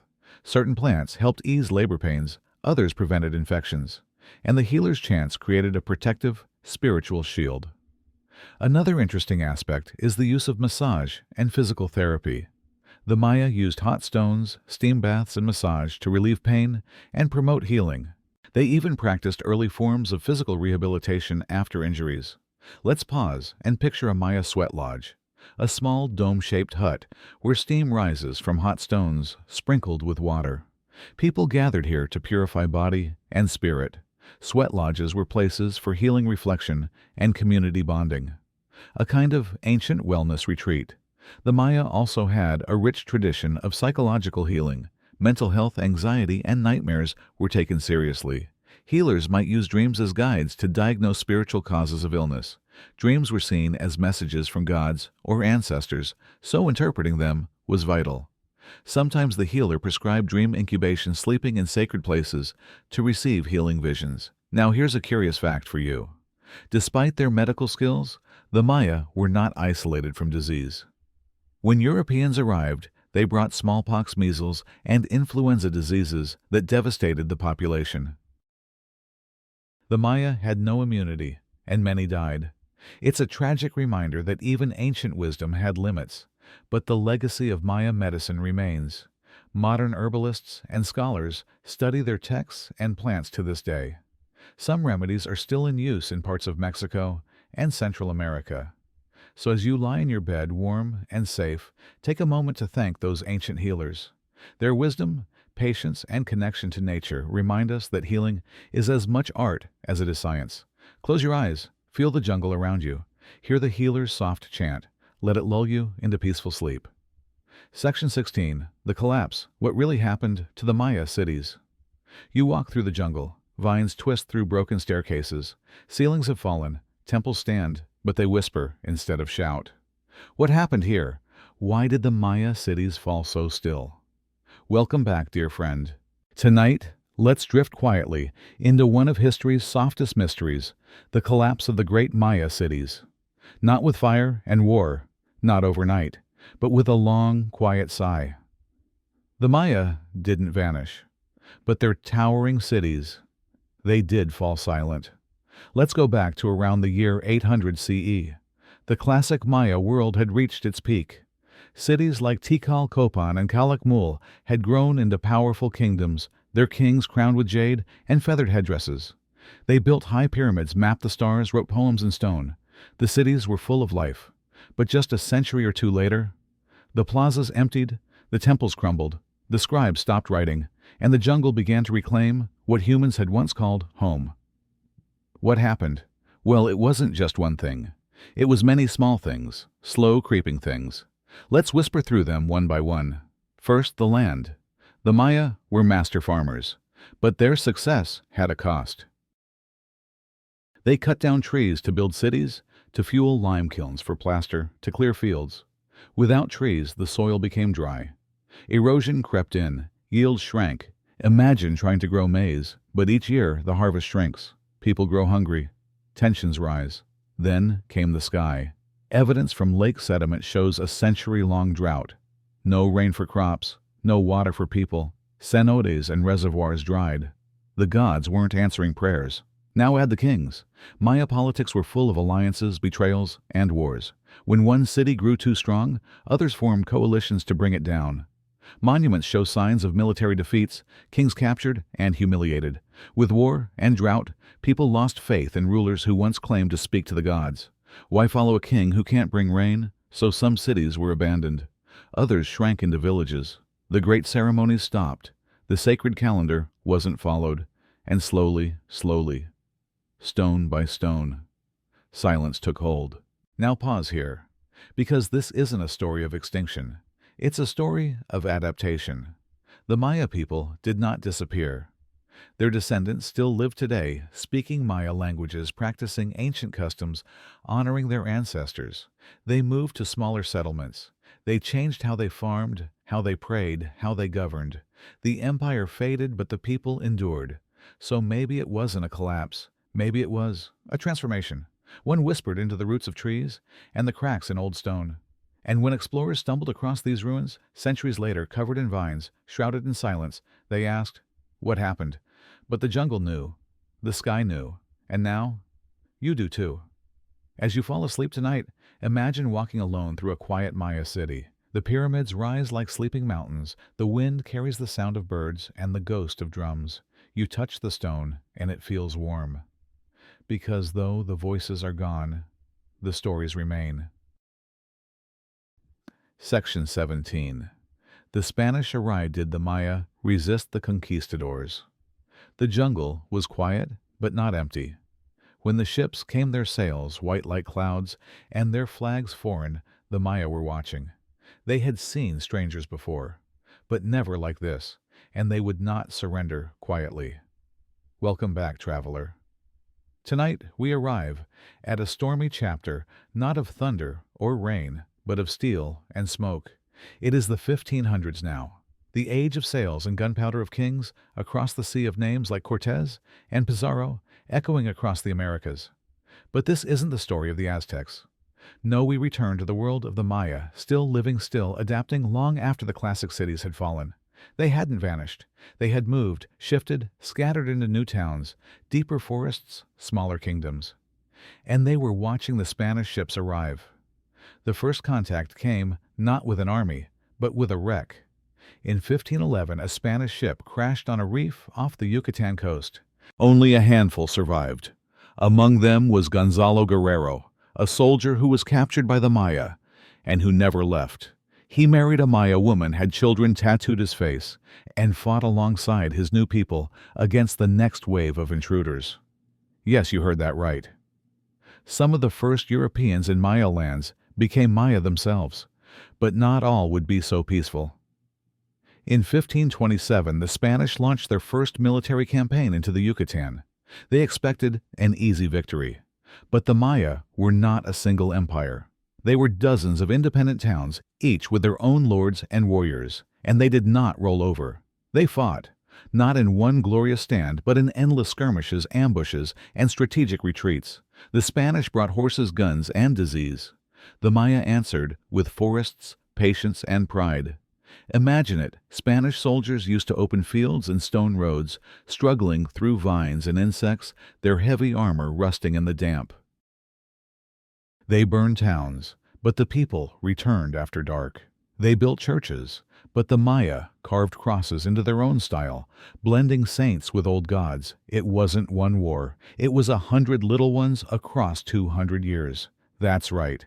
The conquest of the Maya took over 2 centuries, much longer than the fall of the Inca or the Aztecs. Some Maya towns surrendered, others signed peace, and still others never truly gave in.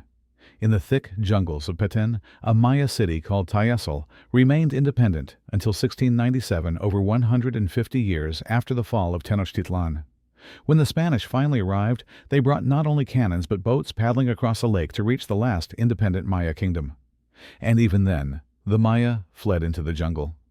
Now pause, because what's most haunting is not just resistance, but survival. The Spanish banned the old rituals. They burned Maya books, the codices full of history, astronomy, poetry. Only 4 survive today, but the people kept the stories alive. In whispers, in dances, in weaving patterns and calendar dates. They didn't forget. They just hid it in plain sight. So tonight, imagine you're in a small Maya village, maybe in the 1600s. A Catholic priest gives a sermon, but nearby an elder teaches the old ways under a ceiba tree. The children learn both. Two worlds tangled like vines on stone, the Maya adapted. They resisted, they blended, and they endured. Not as warriors on a battlefield, but as farmers, weavers, poets' parents, as people. And they are still here, still speaking the old languages, still watching the stars, still building, still remembering, still Maya. So as your eyes grow heavy tonight, imagine a single candle burning in a clay dish. The jungle rustles softly outside. A grandmother hums a lullaby older than writing. And the world for a moment feels whole again. Section 18, Hidden Voices. Maya women, midwives, and matriarchs. The pyramids remember kings. The stone carvings show warriors and priests. But listen closely behind them. Beneath them, within every city wall, were the voices of women. Soft, constant, vital. You may not see them in the records, but they were always there. Good evening, my sleepy listener. Tonight we drift behind the scenes into the quiet places of Maya life. Not the ball courts or the battlefields, not the thrones or temples, but the kitchens, gardens, birthing rooms, and stories told at dusk. Tonight we follow the footsteps of Maya women mothers, midwives, healers, scribes, the ones who held the world together while the kings etched their names in stone. Let's start with the home. The Maya house was usually oval-shaped, made of woven walls and thatched roofs. In this humble space, women raised children, cooked maize, and told the next generation where they came from. They were not just caretakers, they were guardians of memory. You lie on a mat near the fire, wrapped in a hand-woven blanket. A woman grinds maize, on a metate, rhythmically, endlessly. She hums a song not loud enough to distract, but strong enough to soothe. Now, let's walk into the birth room. Yes, the Maya had those. In many towns, midwives were deeply respected women. Not just because they caught babies, but because they spoke to the spirits, read signs in dreams, and guided the soul safely into the world. They knew herbs that soothed contractions. They whispered prayers to Ixchel, the goddess of fertility and medicine. Giving birth was a sacred moment. Not private, not hidden, but honored. And what about power? Surely women were only in the background, right? Not quite. Some Maya cities had queens rulers in their own right. Women like Lady Six Sky, who governed the city of Naranjo. She wasn't just a placeholder. She led military campaigns. She commissioned monuments. And yes, she survived palace intrigues with the precision of a chess master. In Maya art, women often appear with sacred objects, bloodletting tools, god effigies, bowls of offerings. They were priestesses, performers, keepers of ritual. And many were scribes. Yes, those elaborate glyphs, some were written by women. We know this from burial sites, women buried with inkpots and writing tools, their bones strong from years of sitting in the scribe's posture. Now, close your eyes. Picture a young girl in a noble Maya family. She's taught to read, to dance, to grind maize, to memorize chants. She learns to speak in ceremony, to paint symbols, to read the stars. And someday she'll pass that on, maybe to a daughter, maybe to a niece, maybe to the village itself. History forgot many of their names, but it could not forget their work. Even the gods remembered them. Ixchel, for example, goddess of weaving childbirth, and the moon. She was both gentle and fierce, protector of women but also capable of flooding the world if crossed. In her temple on the island of Cozumel, women would journey for pilgrimages seeking guidance, fertility, and strength. It was one of the most sacred sites in the Maya world. So tonight, as you lie beneath your blanket, listen for those forgotten footsteps. Not of warriors in armor, but of women in hu appeals, carrying baskets, whispering prayers, passing knowledge like a warm bowl of atoll. They may not be carved in stone, but they are carved in time and in dreams. May their soft voices guide you to rest tonight. Section 19, Living Maya. What remains today? The temples stand in silence, covered in moss. The ball courts are cracked. The cities sleep beneath roots and vines. And yet, the Maya are still here, in languages, in festivals, in markets, and schools, and prayers. Not disappeared, not forgotten, simply living. Hello again, dear dreamer. Tonight, our journey begins not in the past, but in the present. You might think this story ends with ruins. You might think the Maya vanished like mist over a lake. But the truth, as always, is softer, slower, and far more alive. The Maya never left. They simply changed clothes, swapped stelae for schoolbooks, traded temple steps for concrete stoops, but their hearts still speak the ancient beat. Today, more than 6 million Maya people live across Mexico, Guatemala, Belize, Honduras, and El Salvador. Yes, millions. They speak over 30 distinct Maya languages, including Quechua, Yucatec, Quechi, Mam, Tzotzil, and many more. They farm the same maize, squash, and beans. They still make atole, still wrap tamales in banana leaves, still greet the sun in reverence. Imagine this. You're walking through a market in the Guatemalan highlands.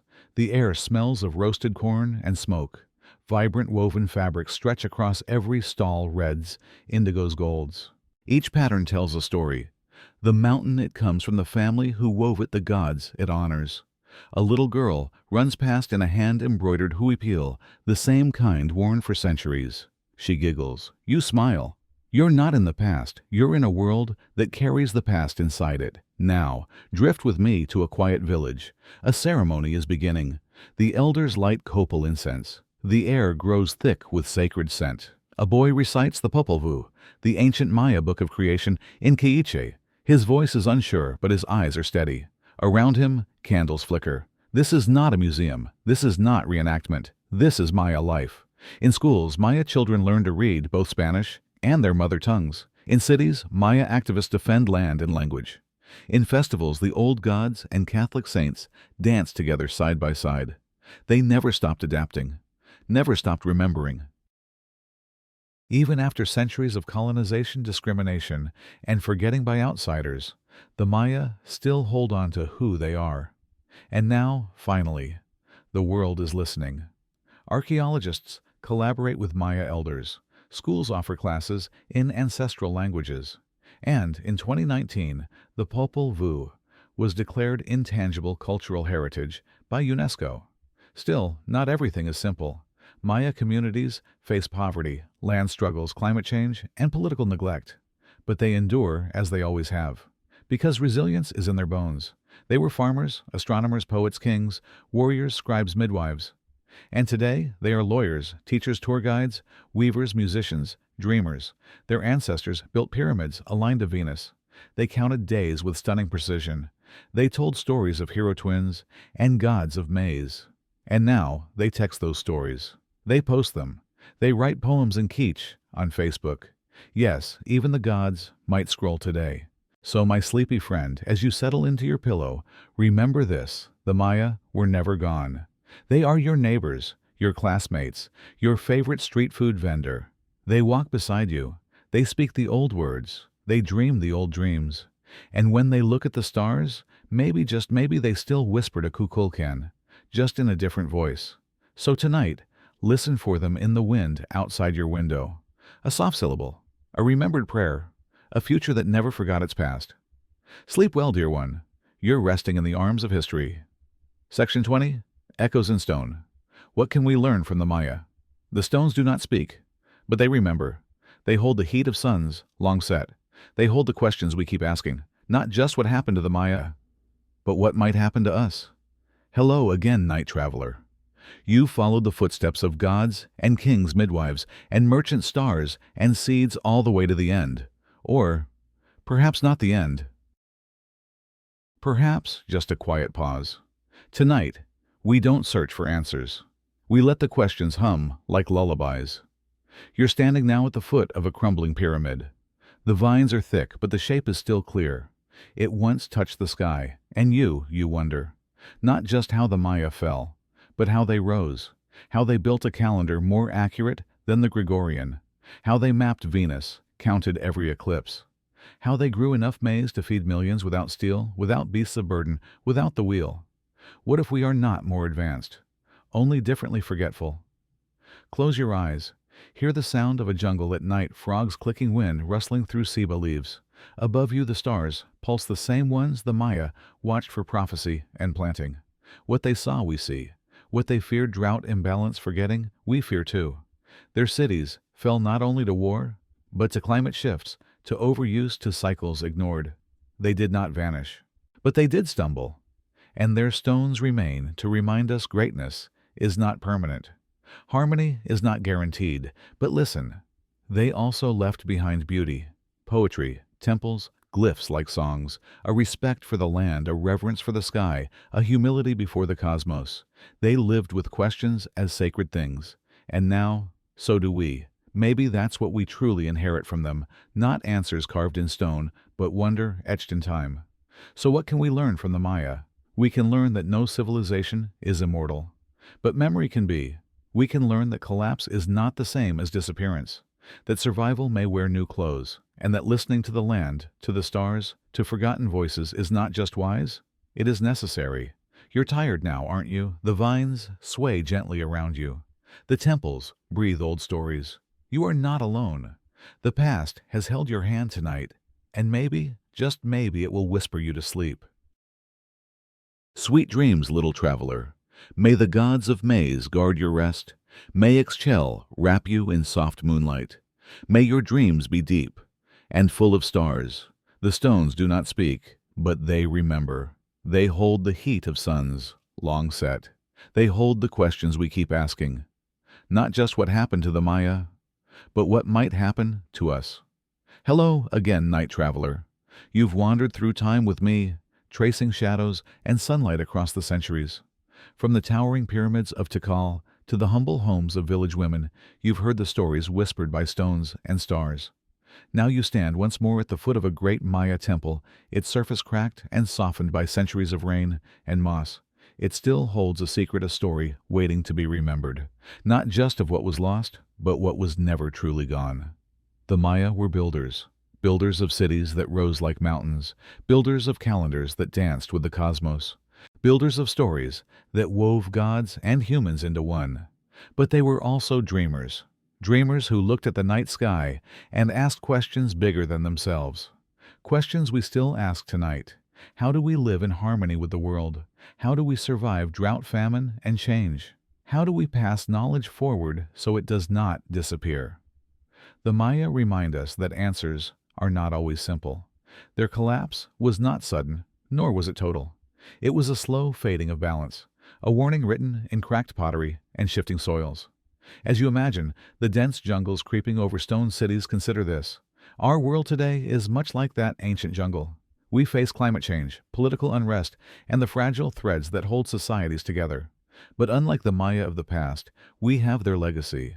We have their stories, not just carved in stone, but in living voices, in revived languages, in festivals and prayers.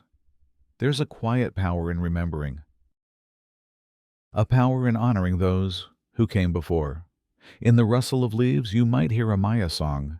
In the glow of your screen, you might glimpse a glyph. In the warmth of a meal, you might taste their maize, grown by hands that never stopped caring for the earth. We can learn from the Maya's respect for nature's rhythms, from their precision in astronomy, reminding us to look beyond ourselves, from their resilience, surviving centuries of change and still thriving. So as you rest your head tonight, think of the Maya as more than ghosts and ruins. Think of them as teachers, as guides, as gentle reminders that history is not just a story of endings, but also of continuity. And maybe, just maybe, we too can build something that lasts. Not monuments of stone alone, but monuments of care, knowledge, and respect. You are part of this story now, a thread in the endless tapestry. So close your eyes, breathe deeply. Feel the weight of history cradle you softly. The stars overhead twinkle with ancient light. Let their glow lull you.